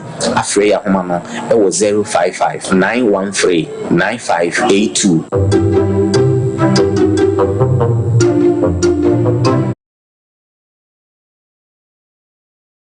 Would you need this to be me actually? Ne papa ye na aggressive no was there. I was so akwa you ho wate na me bo wachi do enko akwa still akwa mienu ebe akwa erade you know ho akwa under 2.5 Hey, Akowa. With your arm. Otito, Mr. Ako Solid Black. Uncle, not a tizzy nana dear. Uchito, menana would you need this obey me action? About him, papa, and aggressive no. I was so Ako wire on what it. Number boy, Chido, Uncle Akowa. Hey, Akowa still come here. Akowa, you know, Akowa, under 2.5. Akowa, with your arm. Otito, Mr. Ako Solid Black. Uncle, not a tizzy nana dear.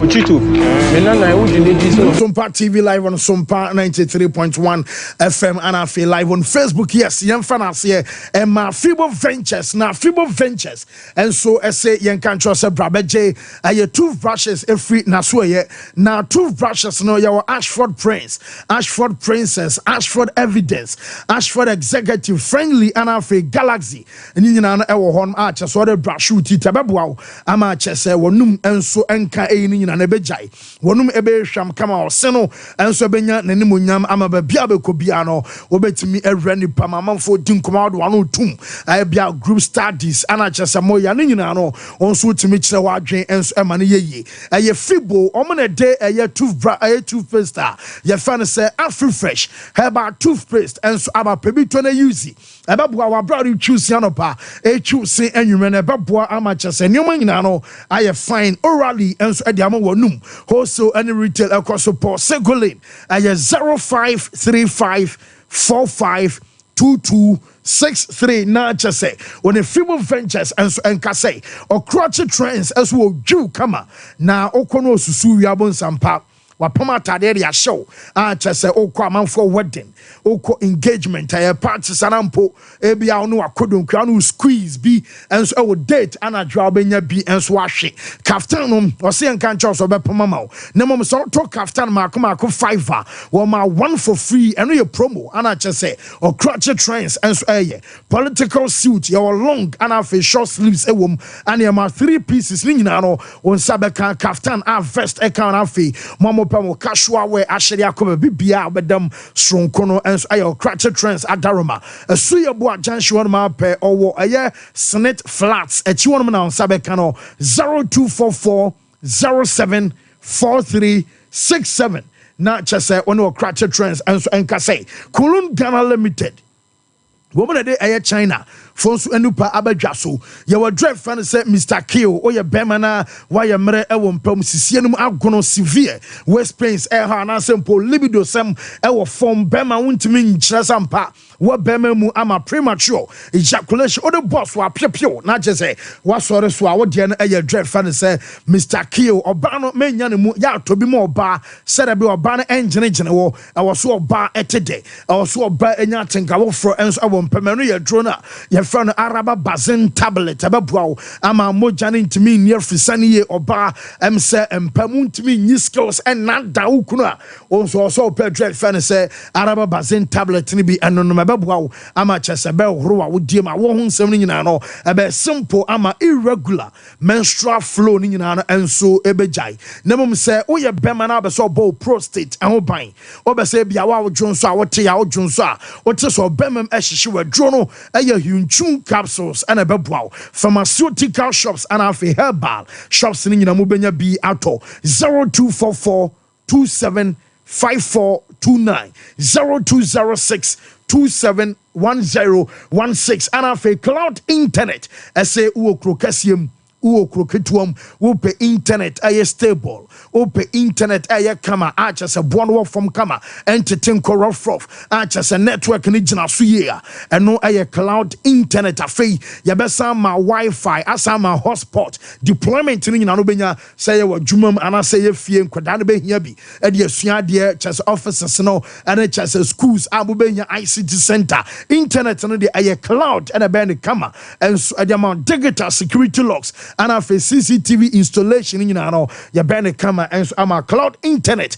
our tech ekwana so top high enyira kwambuso obia be direct or top high 0202 6991 0244 601933 na chese mperifo no enso anyo fo so me mo dwuma nya na afeluta mre me mo dwuma mo aye we aye Ghana grows na aye Springboard Roadshow Foundation and Mastercard Foundation omo na dia ba ana chese Limehouse enso kan youth no between the ages of 15 and 35 years friend number 0308 255775 a number me se frɛ yama opportunity agriculture agribusiness afei technical vocational skills ni nyina no yɛbɛsa ma ho ntete yɛbɛma career guidance afei nkyerɛkyerɛ bi also onya bia no yɛdebɛdom mo ama wo so atimi nya bi sɛdebe a onya mɔbɔ enso awa busua ne mo enti eno na akokonam de ɛyɛ Boris Beef Chicken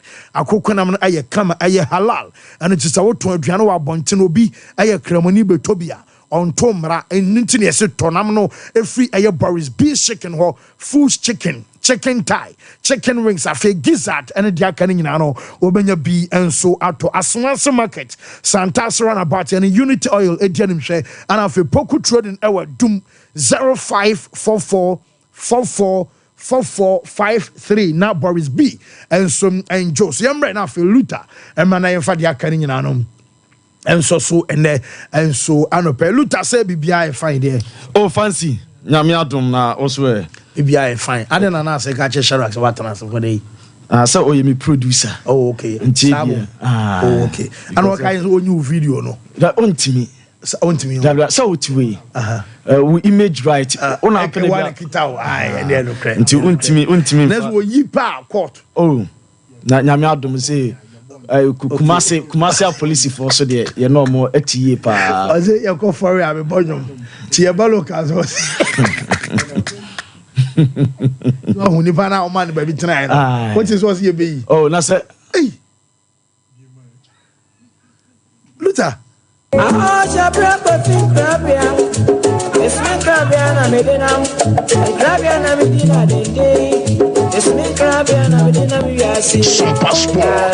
Sompa Sports.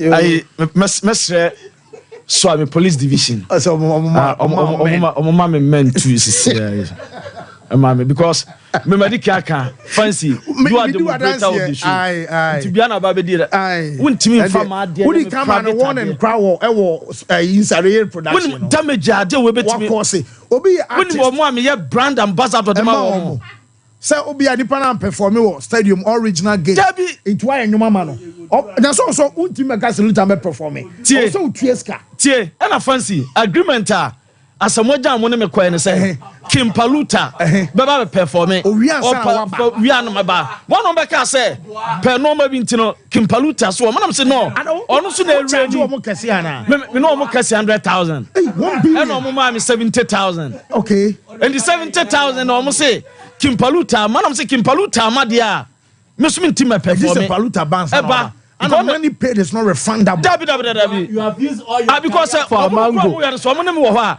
Na no fancy garden perform we no.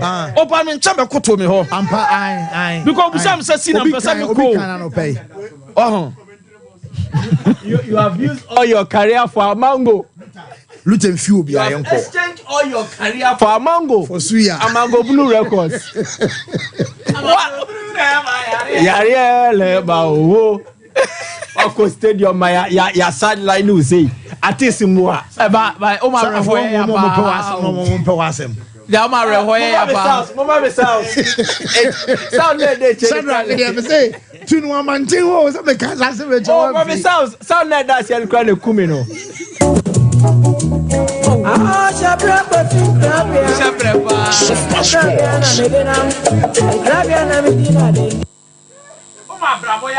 Luther few be ayenko. Oh. Mama Luther say nas so Mama Luther su. Hey, we are say. Anyway, Luther few be I mad. My men fan crema amantin boys no. Mad rapper. Kofi Lampard. Monko Jobo ifie ho. Next you know wa mantena or ti Jobo ifie no. Muntu ne ya. Moments am na rent dan bia okromo. Madrapa fe Lampard. Na mon fra manten boys monko Jobo ifie next ni no otoro muntu no. Muntu ni sesi e. Sompa Sport. Right, yen chance yen fan sama odoa. Ya boaboa no enano pay wo full time dwumadie so. Eso emfa emamo. Na ni nyina no se enka ne Ghana man His Excellency John Dramani Mahama enura woni nsentrofo hia ni nyina no se enche Ghana ye ba be ko abato ano akwakoto aba eyi owura ana obi a Ghana man yi obeye manpanyi no obeda oman no na woni nsentrofo hia media press e wo Piski Hotel and now in Central Ocean a bar sports no and a John Dramani Mahama ese nyame buana se obefa akonwa no be Ghana mpanyina a bar sporting disciplines and activities are do obeye e de aboye ni. Let me also assure the sports fraternity that we shall develop our stadium infrastructure for track and field sports. We'll fix the deteriorating football pitches and pay stipends to footballers in the Premier League like we promised in 2020. What we call the lesser known sports shall also receive equitable attention like we give soccer.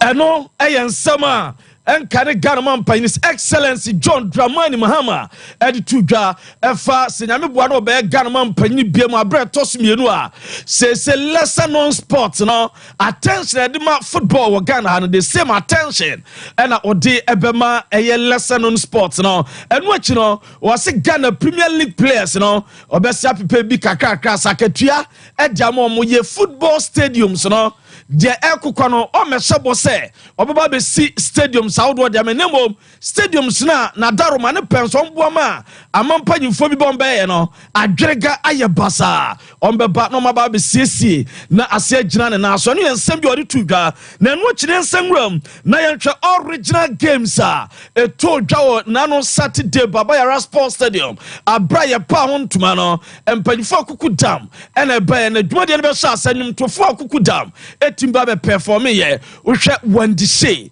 ebe perform ye owie ya na fancy garden eso eba ye eno achi priority abaye saso guru strong man amrado na yemfili omo kaka Saturday de koye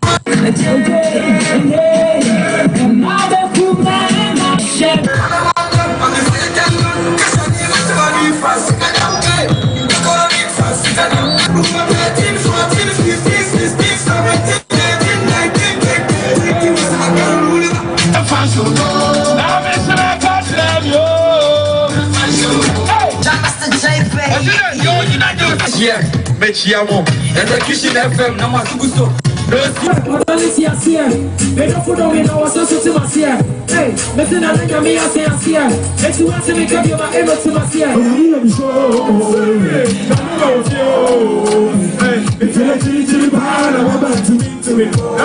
Eno eye nanu Saturday original games launch no eye de se ebe shase na eye enwumtofo no eba ebe perform ya ema dwumade ne kame no achi ena owura we ambassador the initiator dwumade nyina si na battery so a wo hwam na tima ba betena eye baby jet asamo jan ono so ekasa na true ni speech no or the said there eto aban anim.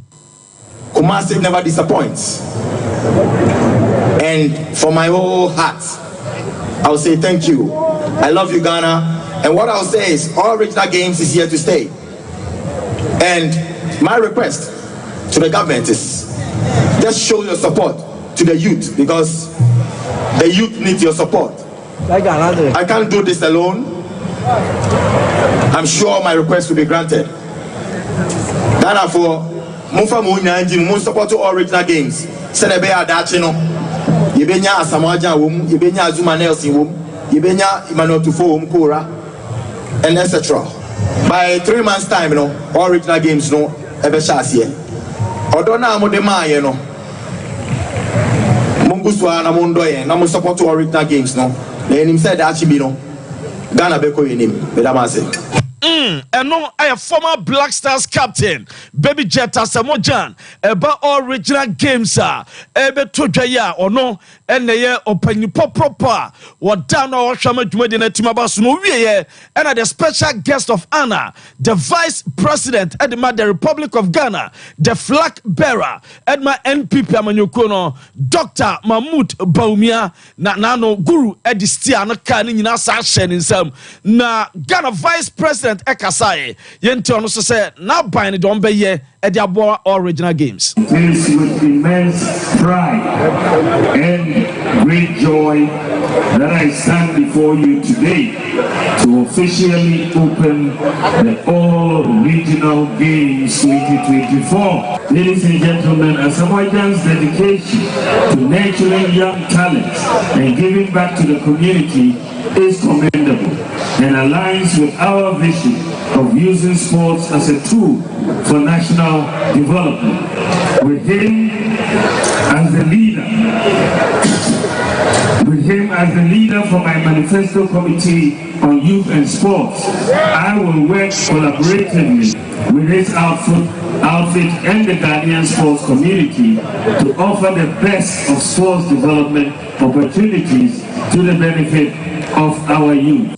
And we are summer Ghana man panina be de His Excellency Dr. Mahmoud Baumia na dia me fene so wie ya oba be kono na guru eno stage na guru tiam Baumia me de ka ne be ma na Baumia isi Baumia me de ka ne be ma Sompa Sports Baumia me de ka ne be ma ntina no me fe papa say doctor wonye twestia na nya function nsem so wo hu ba bi also yi reverse nyina adefa na yengra mo the Black Queens of Ghana so ye so nyame passati on the 13th of July Japan omoni Japan emane boy kufa kansie na squad Black Queens coach Nora Hotel di akakopem ne Greater Santoa Princess Mafo, Linda Eshon, Philomena Abaka, Mukarama Abdullahi, Grace Champo, Anastasia Chan, Priscilla Adubia, Adam Al-Hassan, Susan Amadia, Victoria Ajay, Frida Aisi,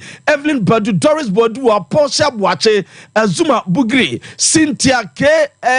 Findip, Anna Alice Kusi, Nina Noshi, Stella Nyamiche, Jacqueline Ousu na Mavis Ousu, Omune 22 players, Nora Hopta Domo Ekopiem, SO Japan, Nana Baba Bakwe Azuma Bugri, Ekasefa Feli Gamer, Omune Japan Ekobon, Yente Sema, or the Tuga. Ghana should expect nothing but a good game from us because we are going there all out to give up our best. Like you said, Japan is a very tough country, has a very good players, it's a very good ball possessive country. So going there, we are gonna give up our best and play the best of football that we can to make sure we come with good results. I think we have Nessa omo ko football so omo board ombe team ombe ye no ombe so omo de results papa ebeba Mukarama Abdullahi so kasaye efa ne return was about back Black Queens into Mukarama. Always an honor and a pleasure to be here. It has been a while, and being back here is something I appreciate so much. And with different people, like kind of players and different group of girls, I think it's been great. So my goal as a player or as a person to achieving the Queens is always to follow whatever the coach wants to achieve. And we are the free Elbarona, the Black Princesses of Ghana. Saying Chomu Kojina, Akono World Cup. We are seeing Amaba Munimu 20 years. And a coach and you see Bazigi, Washasa on it team air prepare Cape Coast. You was answer coach to preparation, say, and a air course so far. Preparation in Cape Coast has been good. They are cooperating very well. We started and it was as if we're not going to get there, because they were finding it very difficult. But now, as I'm speaking, I can say that they are improving very fast. Training after training, they are doing well. And I can feel it that Nese say ne mapa no omo improve no manyina kama eso edema no obi ne buza say na expectations no say na be koso kopiem World Cup no the under 20 the Princesses no. Ghanaians are expecting that we should go beyond the group stage. That is a paramount expectation. And we also have it in the mind. The Ghana for penning now say group stages now on bet me a qualify film Antoine Semenyo on say oba ebe boy juma edma team e friend a bomb of Bobo Kono Premier League no na the contract be na we 2027 and o pay sign another contract at the amount bomb of Bobo Ekono I may say Antoine Semenyo the maintain say new contract be na we 2029 and no e de tie no na John Pencil uremu the Black Stars technical team or can be wakasa about Ghana ye league no yenten sama wakafa ye league no. League is growing and we've seen fantastic showcase players, new talented players showcasing, new strikers coming banging a lot of goals, beautiful goals. So I think with time the Premier League that we know will come. Already we start seeing the love. And we believe that the boys will also take instructions from their coaches and work according to their plans. And you summer or the two dry league, said in the end, Chabasa back na Ingramonsu at Treman FC. Coach and Maxwell could do Koyano, Yao Precon, and Omode, a Dumana Shalensane, and then Swatreman team will resume a training on my prepare for a CAF Confederation Cup gamer. A domain na coach a Precon, and then on in Central for Bisha 3 p.m. And Omo Channel Central for the Dinkomo. I'm a Biaswa Kamantin Swatrama Bobokono, Etonsa, SOBPM or Omo complex wa, Biabet I come above for complex, oh, Chumasi Chrome in Swatre, when a Dumadian bet me Aquaso. Na Sante Kotokwa, Science Striker be, oh, Mazina, Bojimusi, ye, strike away. Wasu no, why is a sacrament? He's like a fox, sacrament, on the Duanima, your ghost, Yentieno. Yeah, we'll be like fox. Yes, it's core. Doesn't matter if they attack me, doesn't matter if the things they will do, but I will focus on my goals to help my team. Sompa Sport. Your friend Abdul Karim was a Kotoko supporters Mona. Kotoko, Bobol on the winning crowd, go dear. Obesadi Amamo, Nampa, Union videos in Bisha. Jai, Phobia, Uramo Nations FCA. Omu players me no de metene se ne yombe medicals e de ma heart of Bobo Kono. Da bi me ya ha story wa ha. Kotoko den de ma wie. Na Nation FC player friend Asamo Boate afie. O ye forward. E na Michael Awua Mensa no so center back. Omu mienu e no omu ye medicals da ma heart of folk. No ma sign permanent deal. E de ma phobia na bibia so ye kama na ai bia so ai fine na urawura mu so Samates player.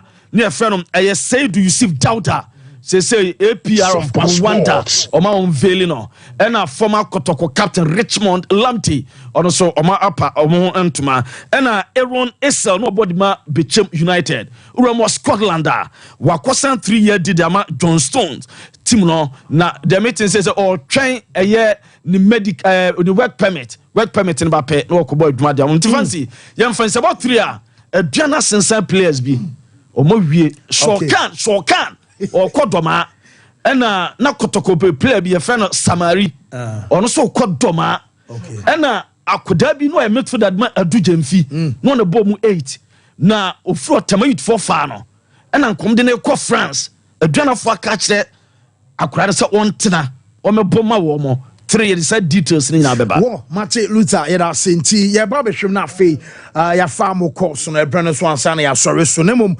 Express Group Abrochilko a very simple Canadian work permit visa and a student visa and Express Group and so and a budget apart from Canada, US and UK, Australia, New Zealand and a Germany over so qua visa no one more generous simple ticketing a banner tour and a holidays I'm over Samoko Nina number at Jama school for Nina Mombre Niam process na ye be from Amasera be a won't call na yen refuse visa and Sanfa a be a 5-year ban and a 10-year ban emma Kumasi Iowa Safu labor runabout a free and crying Canadian first light and I make cow say Monso Sunyan Sono Silver House building air bang a high court 0249 000448 and a 0555 5500 6-7 na chesa on mpanifo no enso enkasa yes yen hweme na afi yen bram mame bra ho meza fancy I think said the transfer market has been open in Ghana Premier League dodo na sign it na me say the league in context to the kind of players some teams are signing no me share the mobile be improving within these particular setups and the quality but the most surprising one I'm surprised with Shalkan deal no Bishop Atta, there's a whole team on the one more chilling and more signing boys in the group. There is one surprise that Shokan nearly joined Kumasi Asante Koroko. I'm a Kodomasi see. And it also raises alarm bells one way or the other. Say, football now quite room pen so be say most of these clubs, no, Omuni will be pre-player be one. Quite even grounds for the players to move to do different clubs. Because I also remember say Ronald Frimpong, Go Stars in the Koroko. Guy no ball out to you midfield. If Mekaidi na me the bebang. No on the ball out to you number 6. Last season, Sadat. Okay. Sadat Mohammed. On also na Koroko ni abrepa anfa. My boy and could PM before.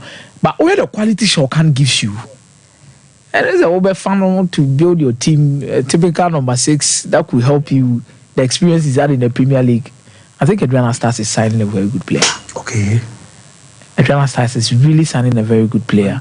2023 season as a number 6 or bought the whole season without a yellow card.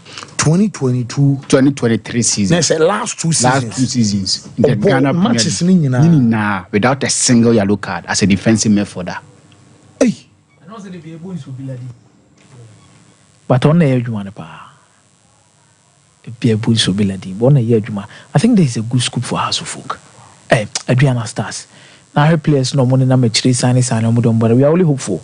Say they could do something because omo league no omo one be end their na start here. Minim dia had Adriana Stars within the last 2 seasons. The previous season before the season here be end omo coming close to the trophy. The decider was at Baba Sports Stadium. And now Koroko show by 2-1 B. Ninsuotono. Afi bibia yira league no more. Sompa Sports. This time around, you don't feel Adriana Stars was closer to a more Mbeji league, you know. And I know so Adriana Stars are called fanboy. And a league now be museum. So they've had back-to-back cases of coming closer to winning the league title than they fanboy. Almost every season, just say Adriana Kasa said they okay, because almost every season more pray. Me, I think also I'm realizing about them here. Say they had most players within the setup and no move out to call. Also, no more old players within their setup, experienced player. Because as at that time, Kanaza career mumu ni wina ada so in nam team. And they relied on Brighter Jane mo. O man na bobo na ade mo kakra. O me fa Emmanuel Jemfi kubobi. It's in answer na this never ne say oben mo abefe fra. You look at Kevin Obemo, these guys, young guys, you have from more try some meet me. And almost center back Alex Boache. So Oromu in Clanketing Kitana Fino Mono Sabine experience in the womb. And they be on the show come also more the Ghana Premier League experience Mundio Mabefra. And then I think they are in the right way. And after Noamate and I'm using Elvis Crano, I think there is one of the best midfield signings Adriana Stars here. Yeah. After Noamate and Elvis, I think Adriana Stars have done a very good signing with Aisha Kandiano, and we are only praying and hoping for the best. Now, Fancy, on Saturday, na ya kono na efe. Na me say whatever project Asamoah is doing, capital intensive. Yezo. Capital intensive. Now, I'll be very disappointed if Ghanaians are more Asamoah and Masa dream will be a reality. I'll be very, very disappointed. The kind of dignitaries and people as Asamoah and the mobile crew are seeing in Adeketwa. And I know all the regions will be looking forward to produce and give something better for Ghanaians. I do it it could even be a national project, not necessarily for Asamoah. But ye brene be brebe ako peke akoye scouting akoye bibi afaka akohano. This tournament could easily provide everything we need when it comes to scouting. Because the platform has been created. You hear a consistency. The moment there is consistency and there is trust, I do a pa. Sompa Sports should support us Asamoah. Ade ba kwa sa no kotoko be safa this season players and seven are former players ni bi kan ya kotoko na yin so won kan ho he oguma na yin so won kan ho he no regardless there oguma yesi o yesi ogum de say no tie o ye player kotwa oti e na o yesi oguma na yin so won kan ho asem kotoko na yin so won kan ho asem but e di kotoko nya in the transfer season then say I say players say be at me be target to am no onu obi some players omo na for e bia o memma na sana person mentimi more players ni bi di but many players mienu miensa when that Twitter space e kono omo person omo sign players na catch them so omo kotiens ma ye kan fa coach omo ko banda hin omo kotie so kota chire bi omo kotie ye dia players me see players Ghana players no they all ben more Ghana players na adia ye easy omo ye one of the people that they are easily persuaded. No man kitengiti bi o ni ade nyo mo go ye side o nti ade ba akokotoko anya ho ahwe ye be ho mo pa e ye sa ade no because man for the use tia coach e fe no gum pass we speak ni pa na so ko banda hin tins ma ka fa no ho asuma si na ye si fa no ho nti wa oba de ne be ka fa ho and players no so tie so no management e tie sa nkomo no se kotoko anya bibi amfa ho no ma anya ne ntema na kotoko so nya players team bia o Ghana because mas jabebre kwan so wo no mu nsi sa de na no kwan me a preview to deals a kotoko present ma show kan don adena for present here so be ko aduana this can possibly be one of the reasons why be ko aduana nanka korokodi no of course yes and no man bata who in terms of who the best player ye bo Africa wo ye no na ye juicy ndese kotoko hwe no mu deal with ade na nya say den sem bebre beba no kwasem pa na meka jasa no kotoko fo no and minim na Asamoah na doubt Kumasi fo ana minim ha the intia omodi ade no hwe VIP ho nko a ade na nimon se na hwe VIP ho nko a minim se VIP was home funny pa bebreza ndomo no mbe wa akiri na no anko muntimi nya view ni ye because ombe wa akiri a omachi na be hwe Asamoah but baby jet a big brand Kumasi for Gene Tumend no mo be ni minim di ntu omo ye na sa ade but I think say nyoma na okoye wo ho no ene nsem na omodi hu Kumasi sa na be kwa something ye Ghanaian na abebo mpa ye say mram because no waye bida ene wo se wo boa ba me politicians ni nye sa na nyoma no na moa ye ba bi say no mo ba ma o me kan me be ma manfo asan call machi ba o mian sem no sa no nyoma na bibia ho ase nipa obi ade ye hu kwa akotwi mu no sa de na ye hwe ni njaye o ono kan bi za Saturday ni ma o say former president so aka bi ono say lesser known sports ni ade eso mbe kasa asem na ye hodu omo responsible o maka o ma anya obi anya omo he nti no omoko ba omo nsem omo kan na no menti so obi aka bi da fa Ghana Premier League no property what be o say na o say Mahama ka say players no no so oba ebi class salary bi na bibia and obey lesser known sports ni ade se kasa ne ba say ya omo ba no mantimi anya yen sekiri na kantom se mu kan sentiment mi anye but some kan say no ma for mu adin na da bia enye o fancy the former president Ora John Dramani Mahama and on Central for to train common or de ba komienu mi ense bitudwa amongst the sports the neighbor call a local sports na ho na odi aboa kwan e be fa so a ebetimi e de social and economic benefits e de bebre Na ne kasa mu no suggest say ka be ye kra ka obetua stipends video ma local footballers omubowa. I want to delve into that, which is say a idea or caso or a necessary intervention. Idea ba ko ejidi say a game no the unattractive nature of women and omo local football ni mo adwuma enya.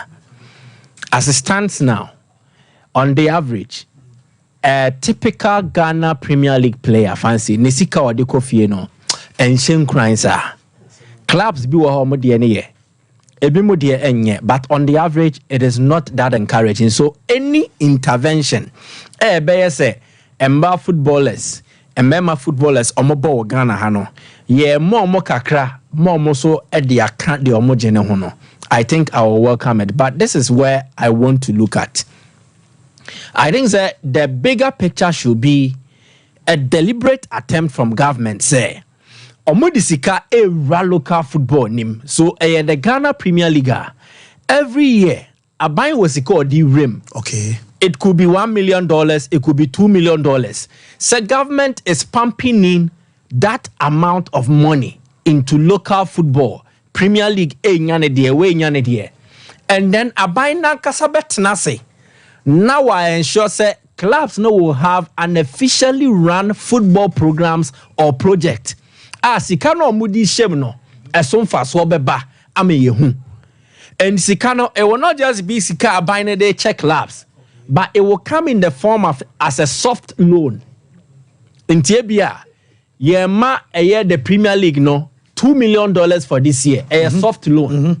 Nasa $2 million no abai him say it will be payable in the next 5 years. Sa in the next 5 years sika omutuano sa abai enya sa fa so ni free mu a it will go into especially a developed fund. ABN fund is a sports fund and a football fund. Na sika ni kogumu a ye de develop grassroots football. Oya ne sana clubs ni nim sa omodeka. So they will work towards bringing the returns, no. Intenya dia wo to scanegu. But or the bedi juma na or the scanner ba which will also go into grassroots football development. Clubs are omende no kre e wo siketu anim no. The next tranche neba ebia about this year we. This year no onya $2 million mo chema mo club ye nya $300,000 e wo san ka ultimate tie mu be $10,000 so when tua pe. The next tranche be ba na ye be you free. So when to me and yes and so beba, if we are able to structure things well, na clubs need a support financially from our buying, na deliberate and every year fancy. In the next 10 years, the fortunes of Ghanaian clubs will be transformed. Ebesisa. Because a dear nyaka siya pano sika ye football no dear kutia ye ne kasiye sika and it's a buy a devotea committed to paying that amount of money to clubs. Now I ensure that clubs will stick to proper practice and I say proper way and the nyoma bebre bekwa kogu ebeboa me yakudie no etimi akwenim. So it is a welcome statement by the former president, but again Mema emambe just a talk shop. Matemai. Yen kan trakeke. Wenya no se eba bibi sa na odi djuma. Ebe boa ma oso wenya Sompa so because sikane de ebi wo ho. Baya ne ni na no akwa kojina blasters ne so. Mate Mike me da se pa. Ewo yen fa course ansa na maba be hwe me birthday so no togbe ha bank ka sigbulibo sokalu Takas TV ewo YouTube. Mo da mo so da basa rough no spiritual olden days talks and afi all the taria na why togbe say ya mo hwe na Joseph Jase Bomfa Hospital Junction 0244484747 nemum yen fair course so Jean toothpaste ya toothbrush 0551931931 0548931931. Hello caller. Swaz God. Yes sir.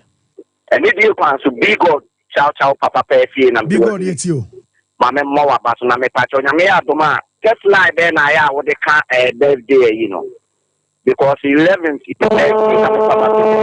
but Mate I na me come and me be friend politicians no e mle do say also mo Ghana football no we dey friend wo mo Yempenya Timtemu Pia from the year by the Yomo campaign.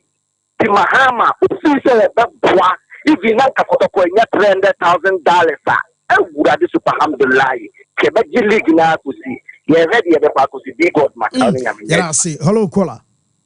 Yeah, the great answer. Yes, sir, Penny, yet you. But I don't use it. Okay. I play Mama Basso. Now, yeah, the freelance of England for your next papa, it's not very summer. Yeah, and they hold on it, you're going to a root not fight because you can write it in a message in Namaniwa. But I want the edge, I think I'm putting in an important fire it's some conflict. Yeah, company, yeah, Mate, yeah, say hello. Hello. Yes, sir. Good morning. Good morning. Good morning. Yes, you almost. Chamoni about my wife, the Madame and Tamana Ghana Manina. I got a supporters. Yeah, come to yeah, acquire Kuchukum. There's a Pamu Mono. Acquire better fast team. Am I? It's your best as in Nampa by Bo and Taumachi. That there's an answer on Baka, Sabrana Blano. We live on back for Aircan and Ucreta because the coach will 1 minute when you have a coach will team leader or pump and pray, 2 pump pray, 20 players.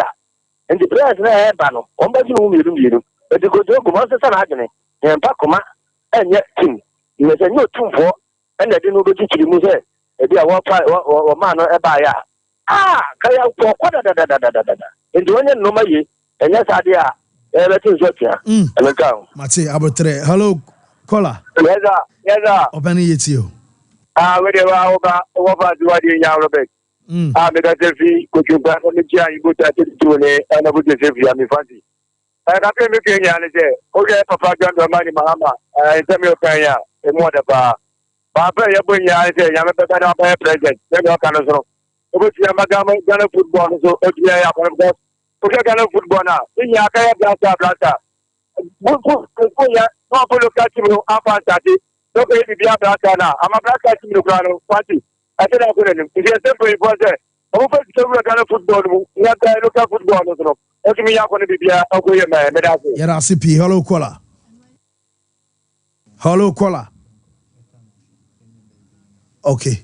Mama nyewe ni mfem free dabi yemfa last call we hello Obacho fewe ase onya ase one family na na from power side so tell you mama be no mama mo ni e be gafori ni na ba pa na lawyer bafo awura na chata do se ko ti mo pa so bo ba so na ka kan say ko me ta do ko to pa en ti ni yo mo ba so o ke ku center o be to ga da na Mojide to come and talk about supporters. They start to believe, you know.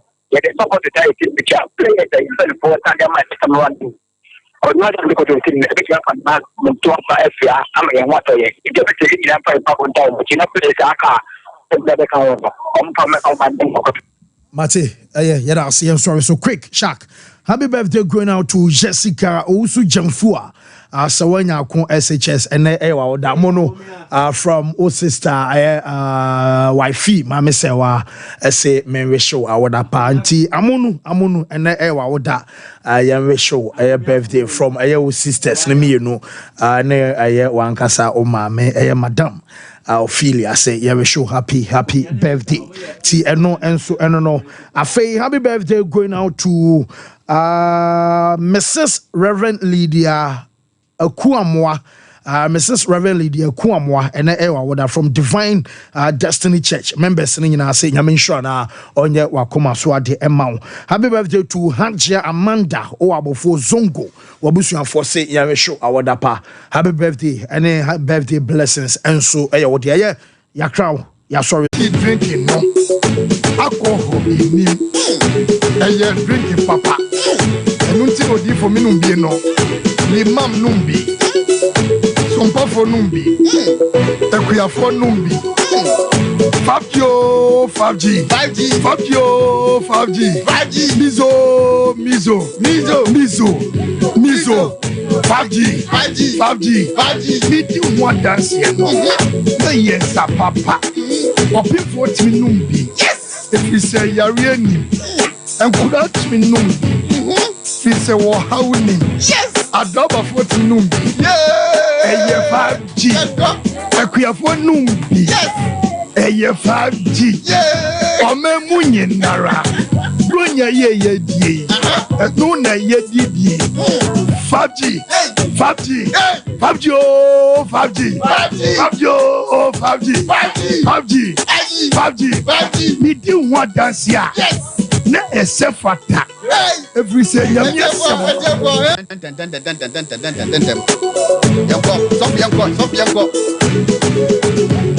Hey yo.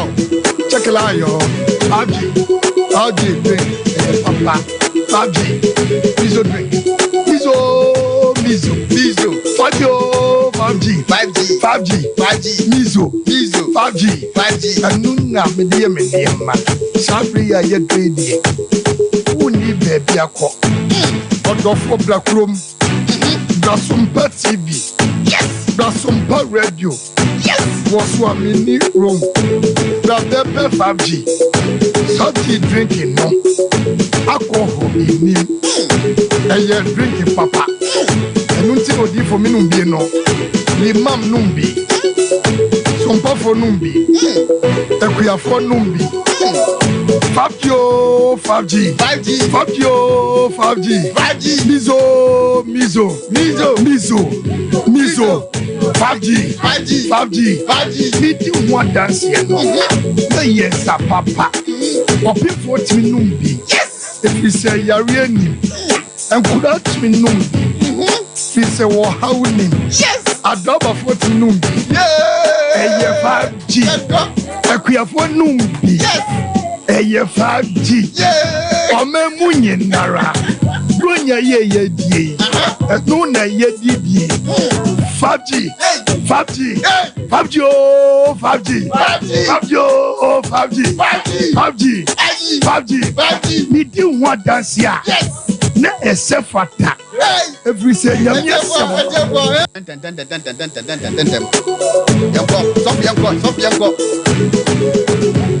Hey yo. Check it out yo.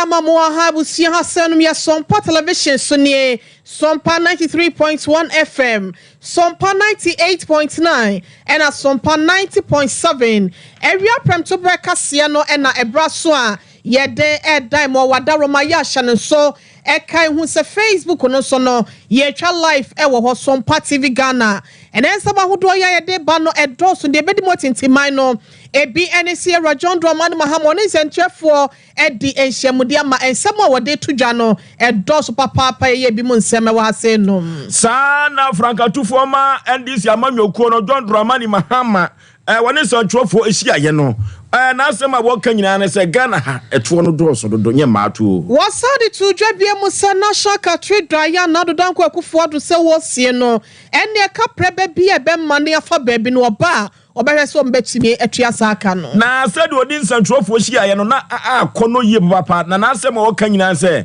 gender quality no ebekoso ni nyina ne se na mamuo no emema benya chefa emaso benya chefa ensembi ya wasade to aso ene se ye kwaye brentu ho nsem ye natete ache ni nyina da galamse na ebinum eye wo mu no eno nso wakasa ede nsembia to dwafa ho na ye kwa na ye koma nso watre so asante mantem ya amansia south mainstream na nanom ani adehye communal labor waye omade akoso mboda mo mpanyimfo ya viare wono mehwe so ede nsembia to dwa ni nyina no eye sebe ya atememfo ya wo ben dam no ene dam no empuntuo no befa ne ntampa de frente no enkasa ho bi akoso ya ede mu nsembe mamo na enese meka sa nyina no BC exams no ekoso na enkoda etro ensohwe no enya asem ketwa na no mu na yensam twerofo yato magu monte so onkohwe no metse ensemini afoforo bi eka ho de dika na editie no na ene awie mizo free drink and 5G miza one matam yesia konkon ya de mamuo ano no de papa ye na ewu adwaman so eno no ye nya bi 90 memoa 21st clinic the sciatica expert one so cha kwa no ewu ahwa overseas Afro radio nchen ho ko na kwaji wa yaresa na 3 eba center si koko na ha wo we etua otopo yi ha we ma untimi ntrase ye 3 eco capsules na etimi eto ase de ama wo cloud internet upe internet ebeko ahare so anase bia wo ahodaso wo mu a eno na ye ka fodi ama wo abeheba clinic tano so patrapa wono so etunyalwa se wo boye ewo kase mu OCP Ghana Limited won fertilizers ahodo ya ema no ba ya so doso no so no wonom so eka ho bi na wie premto beka se no ye de ema mo Facebook no Sompa TV Ghana and Sompa 93.1 YouTube no Sompa TV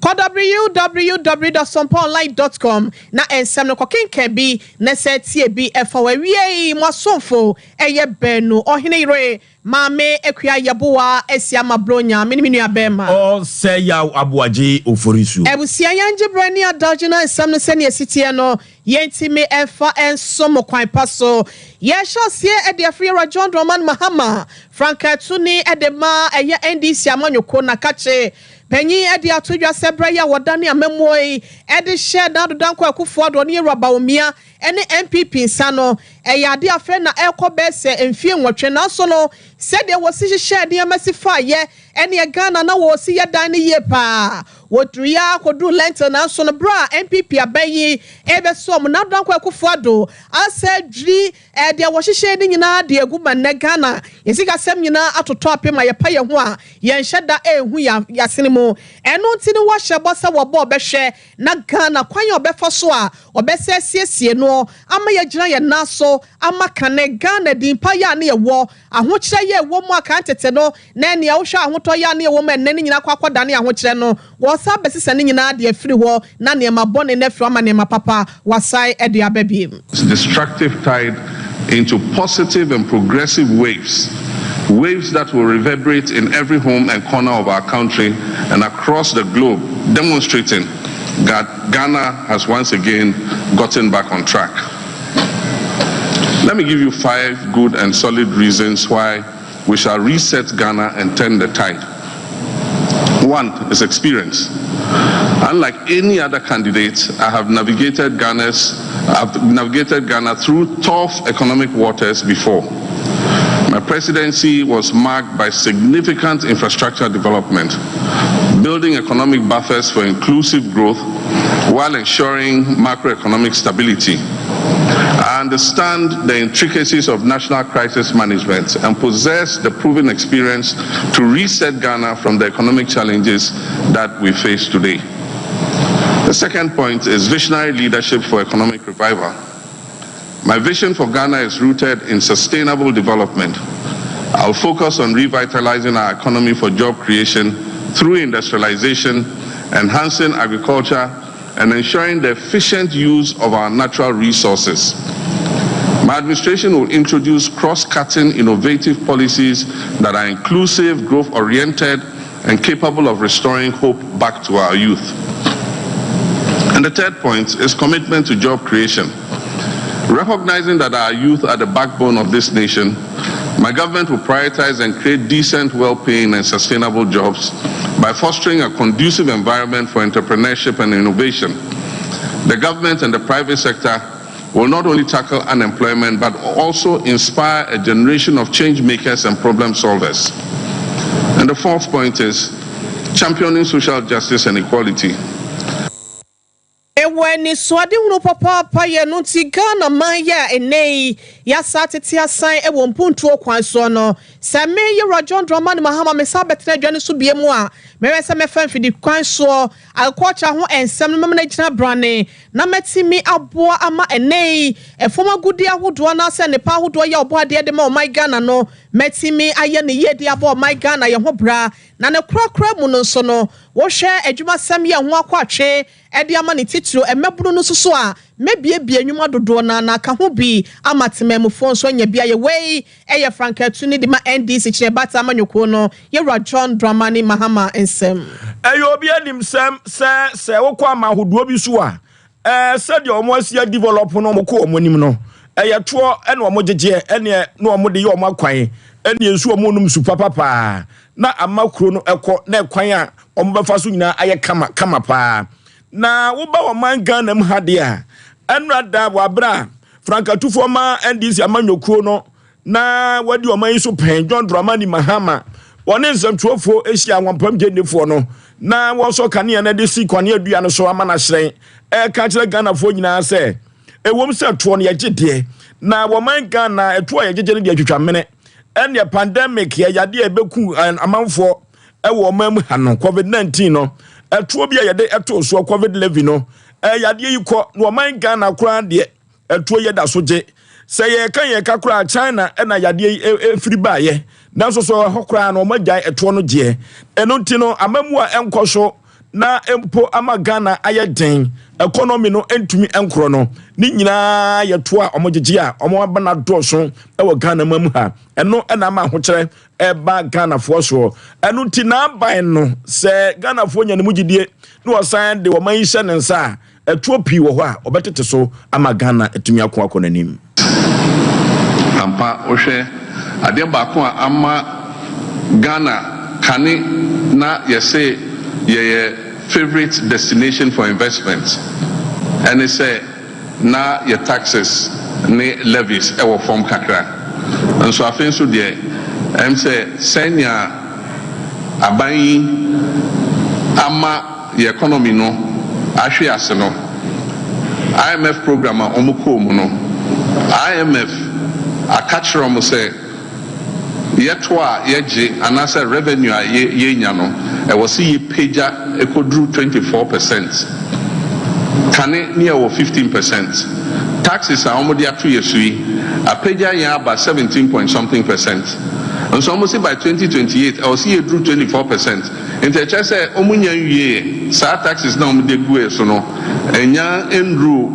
pempenso a yebeka say omwe enti na person omode VAT to electricity so that was one of the reason and so yes at use mo ekoti aya aka by now electricity bill bia aka VAT edaso yenko ani oman a ewo wiase ha nyina a echese yare aba eko a yeje yeto efa sa yare no COVID levy COVID aba eko China bibia COVID efrimpo yemji omo COVID levy and so Ghana kwani eje COVID levy and it's an your man share emissions tax and it's our taxes nina a year toa a buying edit 2 years so as a result of IMF agreement on my year and you know because oh me ba mecha etonmu wo are buying musisia so bet me chatonmu shase necha namato etonumba from near hu then ka say o montoma mi ansa me ba sa etoi me ye free ho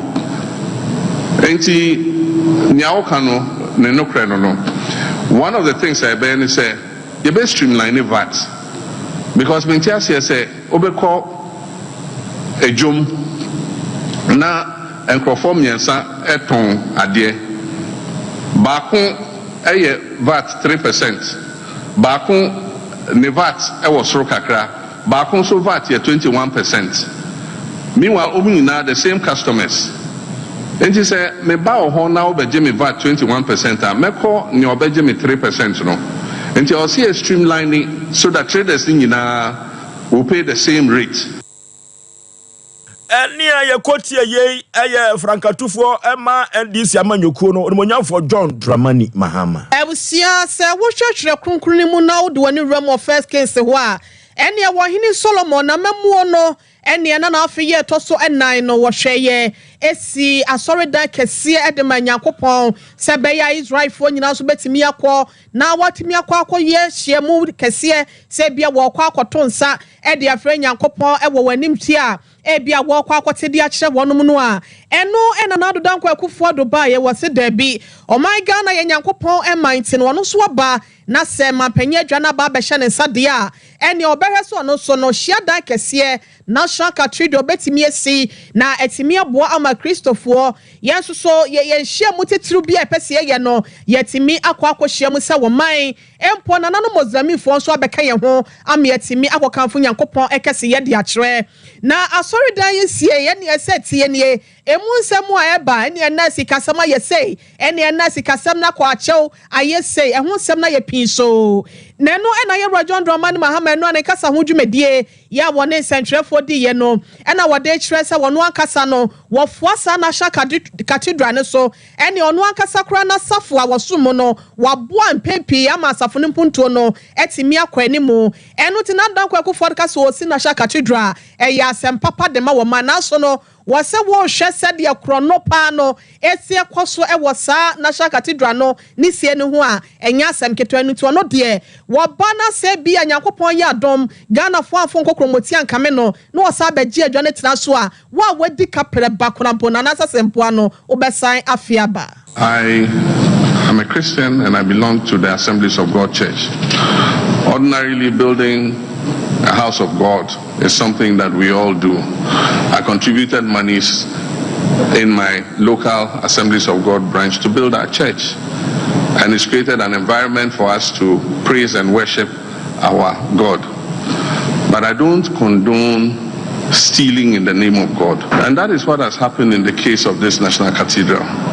It is instructive that members of the Board of Trustees, some of the members of the Board of Trustees have resigned, and they have called for a forensic audit of the National Cathedral. I'm not saying it.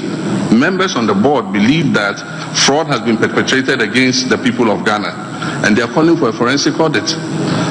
At the time this National Cathedral came up, it was somebody's personal commitment to God, and we are sure that public funds were not going to be used for the National Cathedral.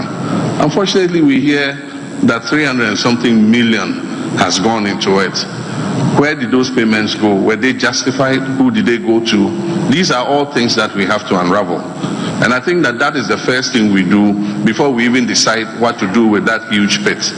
And so first, let's investigate and do a forensic audit. And if people have, illegally and unlawfully taking the monies of the people of Ghana, they must be made to refund those monies.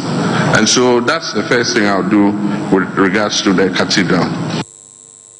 John Dramani Mahama any etienwe.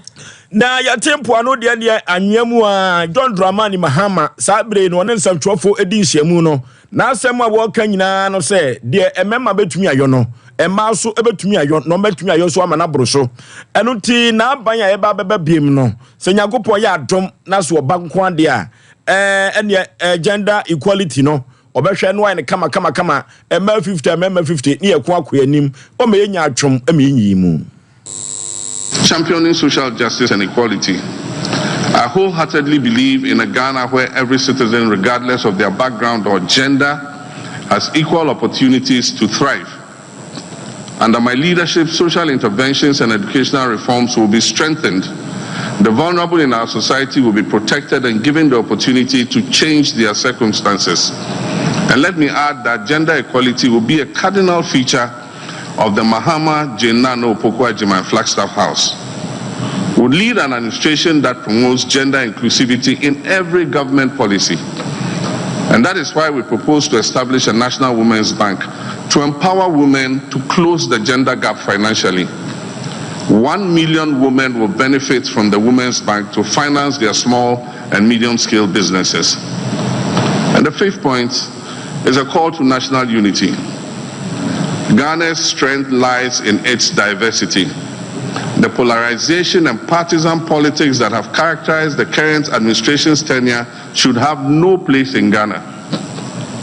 As president, I'll foster a spirit of national cohesion, encouraging all Ghanaians to contribute towards nation building regardless of their political, religious, or ethnic affiliation. Franka Tufoma and this Yamanyukuno was a gender equality no obeyirim trying. What said it was will be able to say what she acquired burnt to one someone and send us to a pay Nina no a galam sense some ya hano and not one of the Wakoboka siapa and I what so Ediama one more two from a good year ya and nam the quino so no say when your bank what dear Wabesha say and quite burnt to no or betty me a bongo ban will be our pen was and then a knee ebequaco siswono where Timmy Amamrano et Timia Redreno. Going to ban mining in forest reserves. As for that, is non negotiable. The law that was amended to allow people to go into forest reserves.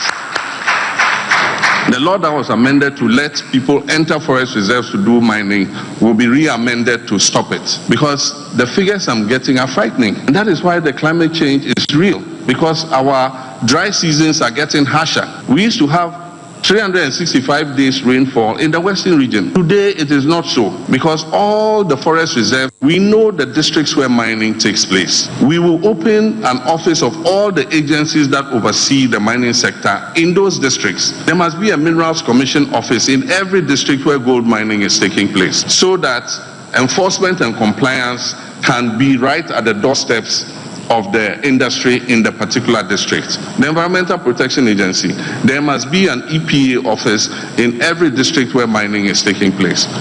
And we have universities that are producing young graduates.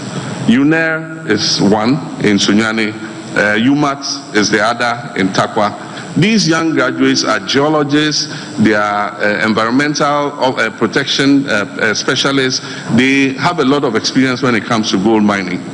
And so we're saying that we're going to identify the concessions and who hold the concessions. And we're going to employ these young people. Ebusia ya Roger DM Ninsem Enietie ye and I'm sayo in Suntino ye kwa umaso na ya ni rakwe kudia wano ena efred dom edema eye Ghana National Small Scale Miners Association no ni endo no abon komodi afa ye John Dramani Mahama Ninsemi home ye ra woti anka Christ asomdwen kan wa wie yo. You welcome so anyway for you now. Na hona mo te say adwuma mo so te say. Oh, mo number ko adwuma so egusu akaka. Ye da twede apon ase. Ye John Dramani Mahama na asemu a wo kani o, wo mu a wo mutu galamse ye small scale mining e wo kwa ye brentro mu no. Wase wo ba behwa apam wo mu nyina na emran so etimi aye na adwuma sen e na mo se ehu sa asem we. Yo, meda wate na ma tia wate for ne ma fefo nyina.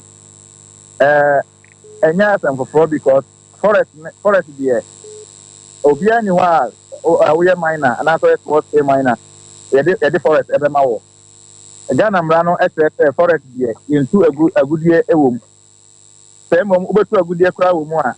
This forest for any mineral commission for ehun sampa bia yi die tia enye yi die bibia enye yi for a good year na den e wo form ho na parliament aja and sakra na yafi enti e forest a danger zone and yensu ano ho so no so danger zone sa enti no de okase ame o de ban beto to say mo obi an forest dia ya de ayem ko dada na mum ono be kan say ebia so ba ban mu a o ma ne mpanimfo no corporate ko ya dwuma dia eno de say wabu ani if the forest dia politicians man ewura mu ye na wo ka emra ye bata mu dwumadie no so eho sa wo ba be ye nsesemu bia dia fa ho eno so mo je ne sen yo me don say on so aba dia ono am so obedi to be sa ma ye ne no e kasa ho ma ntidi o chin sidi sa my cafe, say now say to me to a form of good year. Now, I'm crying, I want to cry from crying out of Mobua because a German is free a form for car, throwing in I and the idea Germano. And the on Fancy say, and I to the eye to say no. On the time, say, obey this one, or she seems to be a may I can't watch them, and I do no. And another Dunkel Coupon to buy a sandy jacket by a thing and then I after anyone as in Diabuen. And you know, so to say, everybody. And you am say, also to see, you know, when we are no fancy, I am moving because I have a debiano, a bar near Betty and CD, near Betty and CD, and Terapia Sonko, of more good years to the nyame ani mede fatodie bebre ebre Ghana ye hwe Prisia ene Johannesburg South Africa company ba ko na ka be Prisia asa ko Johannesburg but South Africa for no aban amfa ama large scale for no or the small scale mining ena na eye ene etu no nkuma mu e ama se ko Johannesburg why fair yan panyi ko nyina so omo yare ko na se omo dodo omo a omo ko dia ya se e wo ni nyina ye kumafo na no enti se ye adwumadie no ahye ni die ye ma ye ni Ghana for na unya skana the hospital na usia peti Ghana heya kuna usia peti Ghana heya but then die so ka so de ba dia no on fan to ne hwen hwen sikro because I saw ban dia ba no obati enti die san die emwa o Ghana sa Sese wakwaye penyi pa ya Ghana has no small scale miners association wodi muntintima wankasa do woni kwatwa wisi ahwe santa mo ehun kwaye brent obi a ye galamse na na se yetu efumagude o mu ana yo kwaye beturi de ese na meka se eye bebre kra am se yesati yetama soja for be dom to corporate na edukra akoda ni ntokwa ho because kwa na yonku soja ni kra ede ebo bi hu ban so ontina kwaye ne de ya ka ho asem a che aye kwaye beturi de bebre na yesese na nya enye aban we every aban I was abandoned of free so aye don Mahama time nyina na kwaye beturi no mutu se nyina be sha edumeru ka ma se nyina hini e se ni ya so sai bo awuram ama ampiti aban ya anya dey ampene entina make say so be ka say yes what came man is there mineral commission for forest ma ya tie nyede yenye enti on na to so ka ne say o ba ban mu a wa wodi na ti a wo bo to ade bo anu a wo pese okoye forest mo adwuma de me ba me ma wo forest mo koye adwuma dia and yet na na yes what came man there mineral commission omo new kwan to mo forest yen konkoto agudie wo wasemu a wokan medi wo twato na medi wo asie no wo se wono ankasa kra wote aban mu no ono ankasa ne nua boruam wo nyina hini forest reservoir wo se wo kwa akoto fumagude no ono ase twa ne ho se wo ba wo sa be yesesan se be ya wo mu a wono mu yesa ne ma no wo de emra na ba betake wo no no mo wa rehye mu bi e wo ne nsem a wo de atodwa ma na se na mo si eje ne kura na yentimi fa nkomonisi yo that was it and me you no say forest ni de e wo hodada o Ghana bamrem I mineral art ni say yen koye etu form agudie wo forest mu dada enti ho e danger zone enti nya de for process o be ka say mema obi a enko na emom yen ko ni nyina no say nipa ro nya ba ban mu wi a na ne nko form di na kinu mo agba wura forest ni mu a ade omo ye enti no no ka say wa wo di na tie say me ba nya me boa me na say me sumi fura ban nya na nenya den me ma obi an corporate nkotuti a mo amudi makiri dia e no kure but say small scale mining there mineral commission ni no oni tumi kura ba oni tumi to be ma o fan say corporate even though the coordinates kura corner say o hwe na say ho ben forest pana enya de ode o be sign tata na ma o say ko ne ko ye djuma ho enti we dia commercial ni say on hwe so oba obeka say wa odi na tie na say wa wo na ban ni mu a wo say o de forest ntina o bon to adi na tie na say oba akotu forest de nya dia me ma o kwan dia ene e be gina tumpa ama ayi maya na asie radua ne wonkyeremu mapa wo de ama ye ne so wadaje pa Ebusia yero akwakudua wono organizer Edema Ghana National Small Scale Miners Association no na yetie no se abanwa otumfo nkwa ne fro abanwa eye mampanyin egwa ofoso be ma ye nto aso ye toa kase ne so ne ade amamoa ye koma nso watre so amansia satmansi masante mantem ha ewona kru no ehye na nananom ani kromafo omay communal labor na de poten no mo ye ekwan efiri watre so nyame be kire ekọ unipani adue ena ekwan omoye no mo asem nyina ne se aban be kọ aban beba na so no mfi taduku ena aban atwamu ena de odi Ghana so yi wabo na wode kire wo mo omo asem nyina ne se wa kwan apratete apansam na wo hwe aban eteso a MCE wo mfi wo mo na MP su mfi wo mo omo ni obi oka omo asem de akire wo mo ne sa yonti omo abo mo so communal labor omo yo mo kwan anu ntina daworo ma odi adesade eto abananim se ekwan bi etetete sese wo mantem ho na enye no omo amaye ma wo mu 10 years no mu yi kwan fi watre so ko data na ye kwan wo mu yi ye be kan wo mu yi ti enya ba bia emfa ye nya ba bia enko omo yi ni nansan aba boase abeyi aso bridge so hanso abeyi aso ni nyina ubia mu ya dia tu GC yi omu ayen yes na nanso me ne me panifu adwune ho ne assemblyman committee ene o me ye ne se ne mesram minister yenye gilala sulala ene edwi kwai a ede ma ye na ye nkoma yenso ha aduane wa ha papa yesra no ye kuro na nyini enkwanta maako num ene wo kurom ha yi se ekọ bani eye kaya kese ye wo ma ne faso MP ogune medical kan o ka so be ye wa anye GC anye yaye e de ye nkan hwi o MPP for mo nam se ha ye mo dia minim se mo stronghold no a nanso ye mo ye de mfa ye ka se ye ni je ho an ye boaba na misra ban woti consecrate ma for your country. What is a loading the car the CP the car there? Repeat. Nana brofu ya me. Yes, no mu yi kwan free o. MPP for mo nam se ha ye mo dia minim se mo stronghold no a na ye de mfa ye ka se ye ni je ho an ye boaba na misra ban woti consecrate ma for your country. What is a loading the car the CP the car there? The CP the car the CP. Oh, he popro wo manso watra so na kwambena mani apoto so mienu.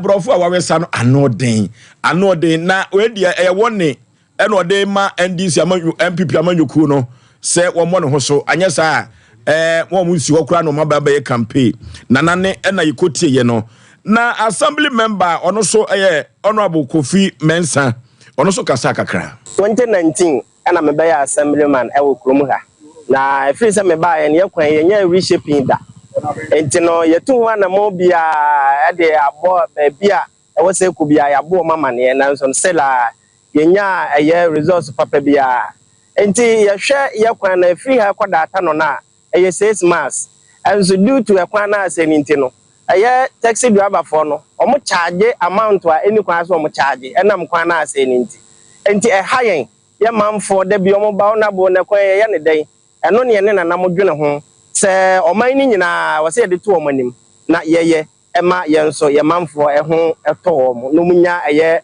ekwan papa faso bra ne nya ekwan no na utimu se nsuo to a nsuo no be yira fa kwan mu nyina je se omo kofa ekwan atenten ansa no makoduru data no na omo kwan so hwe kwan ya eye 6 months pe na bi wonso a taxi drivers no beduru no ne bia ne car no ato amenem kwa na asai na esi ho obi wono ma oba atan se bia wo aka no na ye de na ekọ data no kora enam se ekwan ne nyendu ko bodo avani bia mane ya wose menko Honorable Kofi Mensa no eneye assembly member Emma Adesia manso watreso enu achie no Adesia ete manso watreso wodi animonyam hye amanana ene assembly member no unit committee chairman afo nyinada se wadawro ma waboa na reshape o mokwan no se de be ya kaye na ekwan no nyinti no ema wo mofe no ebo eye den no omatumi aye de ama wo mo dem ze nyankopon hyira wo mo se ye hena ye ne ti kurom ya otimi nanso ma ye se ye kwan no ya hwe ye obi betimi ahwere ne nkwa e wo kwan no so ema ya assemblyman ne ye committee fo ene ye mpanimfo mo ahemfie ho bo a committee fo ne assemblyman fo mo timi akeka mo nsase a mo timi de kofa machine e de be ye ekwan no ema ye nti ye da ye mpanimfo no mo okura mu no asepa nyankopon hyira wo mo di nyame se nka no kure adoba fo ye wa ha de ye bre kwan ho papa ETS mu a ntwa kwan su da ne nyame adom anano mo ne mo mpanimfo mo keka mo nsase a ye contribution a ye de ko sa issue Alicia ewo manso watre so wakwan ya nana boaye na assembly member mu nyina do mu gi mu no Alicia wo bete kwan so emfaso no abasopode pa eno de manana Ebusiafo yebu nkwopo akoye chiafi ya etwemu no ene October bosomini mo oyene bi eto adehye ya wonom ebe akosombo dam ne nyina ne sempanyifo ewo viare ekobie dam no sansa na enso na eya buso ebasa na emfidie no eya seye de atoyonchem ebetimi abra omeyi yenka ne ho nsem na wobie ni sa no so adehye nso ho fa wonom ene nipa bebro sempem na duawotwe 88,000 and our kwa here mu Emma efie bese empim num 5,000 homes and no so yet me yirifa wonom Emma ban ne ebo ho kapapa ye ya na enya asem ketwa na yese ehunu no ehunu ni mpre no so ehunu bi penti aboasre wagege ne bagra na wayi nani e de ato nchente no aka hu bi ama ene viare mpanyufo ya deputy chief executive ya wono ehwe wondwumedi anyina so engineer Ken Arthur wababonte de ato dwasa de ne emasi kwa afie twemo no wonom ani ada ho papa yente no akoso mbotade no eyade a kosoro nso ne ba na ebente no enche wo bebie na wo bebie no so onye ntese afra sede no eti woni amanfo mo ka bie wom ya amanyoye asie ye no nipa bi a won tempotem ho nyina eba bedin hyiemu no kwapa ya wo bebie tade na ye mfidie ense na kwampa na so no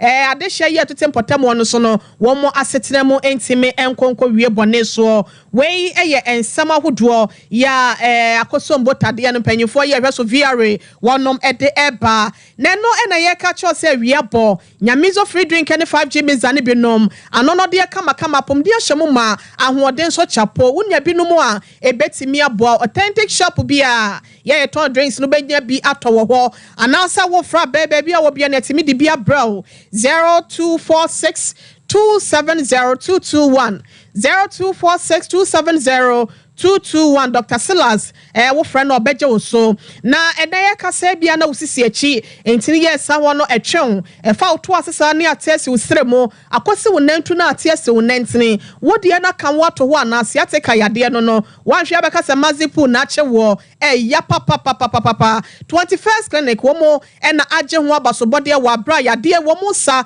na wonum se na kra no wo mo de ayaresa no echirem wo Europe abrochimemo na no ne ye ka cha so se mu yade brebo ho chimachie anase yade bia ha wo ho nsemo a 21st clinic 15 branches ye bia wo dia ne so do wani be chiremu ba bia ben wo wa bra wo fa bay na wa frem panyimfo bisa 0540 311 0540 311 and 0249 311 ebusia se wo pe abe herbal clinic akọ na wo henia ye esisa ho no anase bia wo mema yo yamre yo abemu obi wo etwe yade na aba besue ne so make se syphilis yade no what kwa na situo no eden wonya baabia emfo wani nkyere na de kamukura no ene sickle cell yade ni ho in heart no ebusia mami abe wo se haban nim no wono so enimu haban asa agro asampa be wo ase woto yade na se fo ani kyere mu ewota no so patapa new site wo na mame abe yo wo abe ba clinic no won to nyalwa nyina se emfama 0243 345392 and 0506 460208 Ebusia 3 Eba Center wasi yenkamfo 3 ko capsules no emfa ma koko ya eha wo wani so nyina wo hu ade wotokwa no se tuatua ho ani age wana mu nyina fa anase hefa ne wo wasi 3 ko capsules no koko master wunya bi ebetu ase de amount na no achi eye sisi yade brefo bia no so no bon bongalati akoto baabi ama yemtim so no watimi apamo no e de free di pedua ni mu kona heba dani heba misi heba any apidank enrei ebusu wo but what the friend penny 40546 107 107 0546 107 107 na wo pe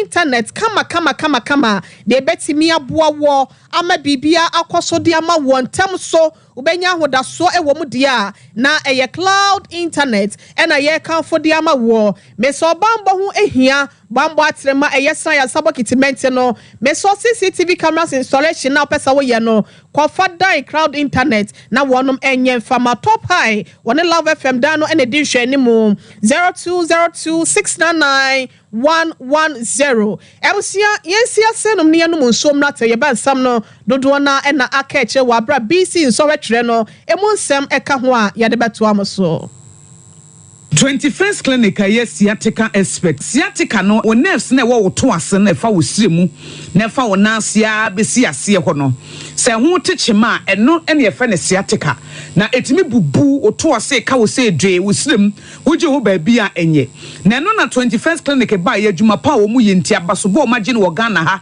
ene amono ne enyasem ketewa Womuji international awards ahodo womuji local awards ahodo na anu nso na womu be the only sciatica research and treatment center in Africa bibrem ha no ebi ni baabi a gise 21st clinic nkoa womu de bibiduro ene besa oyare no masa de machine aka ho eyayare sabia yare bia wutimi de ko ne mama ade ba ko a wo magidi womu pa no sciatica ena stroke nso de kwa diabetes ne hypertension ne ade Ghana ha baabi a womu ho 0540 311 311 311 0540 311 311. That's the 21st clinic.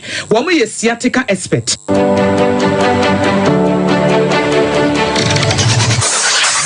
Introducing Mixer 5G Sparkling Drink, a whole new refreshment in a can. Mixer 5G is a tasty non-alcoholic drink. It is a perfect companion for all your events, including parties, weddings, and funerals. It is made with green tea, ginseng, guarana, grapes, and grapefruit. Get refreshed with Mixer 5G Sparkling Drink. For bulk purchases, contact 0246 270 221. This advert is FDA approved.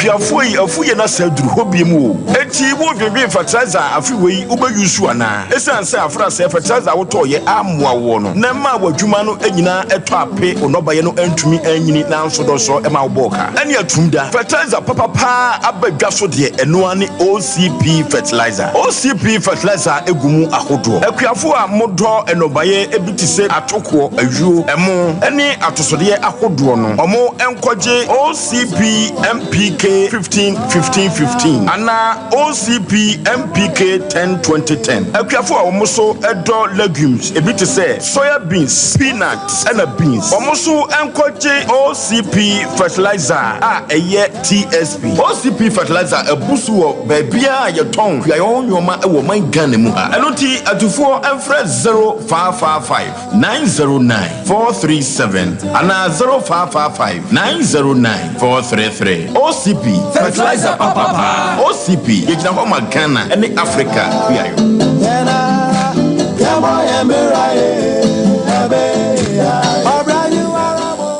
Brakasa ya duabon waso a ne dwumadi wo nipadua biara pomden ene na brabo mu ne hianye pa enye brakasa nko nuaban ne haban bi tise kwawunsusu a abonwono ne dia akeka ho no kura enwanunu ahodo a ekwa animu yi ankasa brakasa ne sa nuaban bi nom ne akeka bobudi afa abefo kwan so a ye dia ye brakasa powder siesi nipadua na abakwa ahodo no ho ban afrimpani yade ne yade ahodo pi ho fa enkodate de ma baako freduane anopa ne anwumre anafa enkodate de ma baako woni suhie yeti anopa ne anwumre wobra wodidi awie ubenya prekese powder to Kingswalk Herbal ne Heroes Herbal Accra Okesi Drug Lane Dani Herbal Kumase Mensa Takrade Mose Pharmacy ne Greenlight Pharmacy Sunwane Cash and Carry Supermarket Asantwa Herbal ne Bibidro Depot Techiman Sewa Herbal Mampong etufo mfre 0550 19 15-14 prekese powder eye aduane san ye dro FD ahwehwe sankratu emu agiatum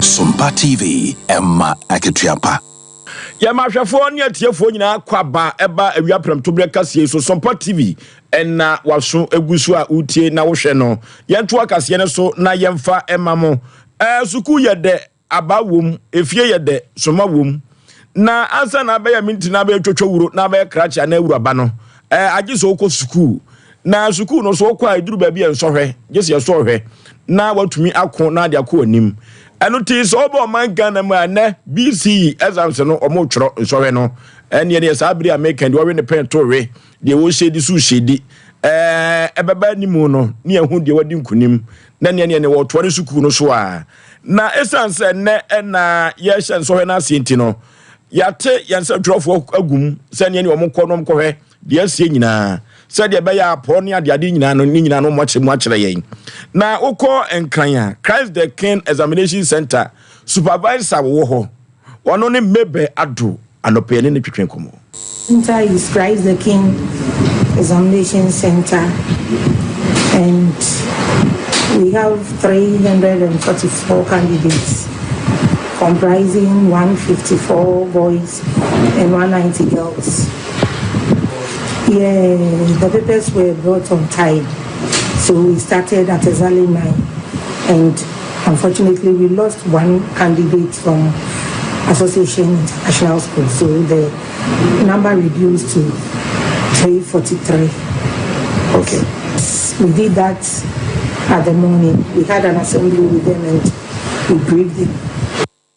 And so no koso ekoba ni say ya de wonya bi ntro no so ya na asem ya pa wansua de na Christ the King Examination Center supervisor mebe ado na yene no kwotwetwe komo no se de asi ate yensa ntwofo agum no yekọ na yekotwetwe komo de asi wo grand so kwabranya aku agina homa no so kwamna ante me kame mo a me joso mini abema pani pa bibia bokodi na ko pa na do mini a enso hwe no de o mo twro na saa brehin fa poten na wo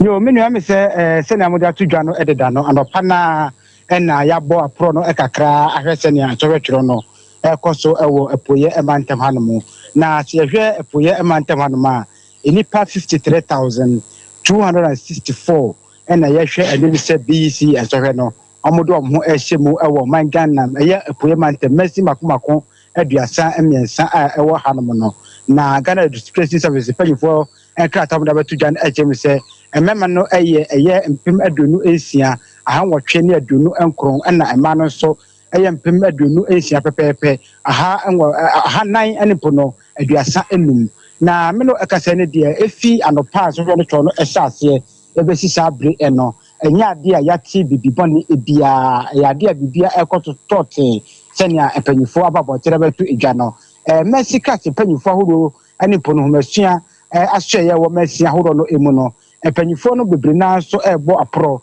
ebo empempen hwese ne abatu chọrọchọrọ no ekoso ewo mesia ahoro no emu se beya omonso behu se ampa ebia bibia ekoye ne po ha bi so wo ho no epanyfo atimi etu ho anamon na eye abu akwanofo no epanyfo bobontira betudwa atemi se omo hwe afi etwa mu eye percentage omo yina na eye duoson enkron na afi no mo hwe nim se ebekọ awiye no na chese ka obotimi apagya ade kosoro kra asese ne afi etwa mu no omo enyaye no eno akere so no ko west atimi sei ni so a mesika tipanyi ade kokobo akọ ade ama invigilators omo hwe enkura no so se adaworo ma to chene sha panifo de aguapono so no omo hwe no mu ni so na omo nya omo adwen se ombe yi akwanya se ombe fa kwa bi so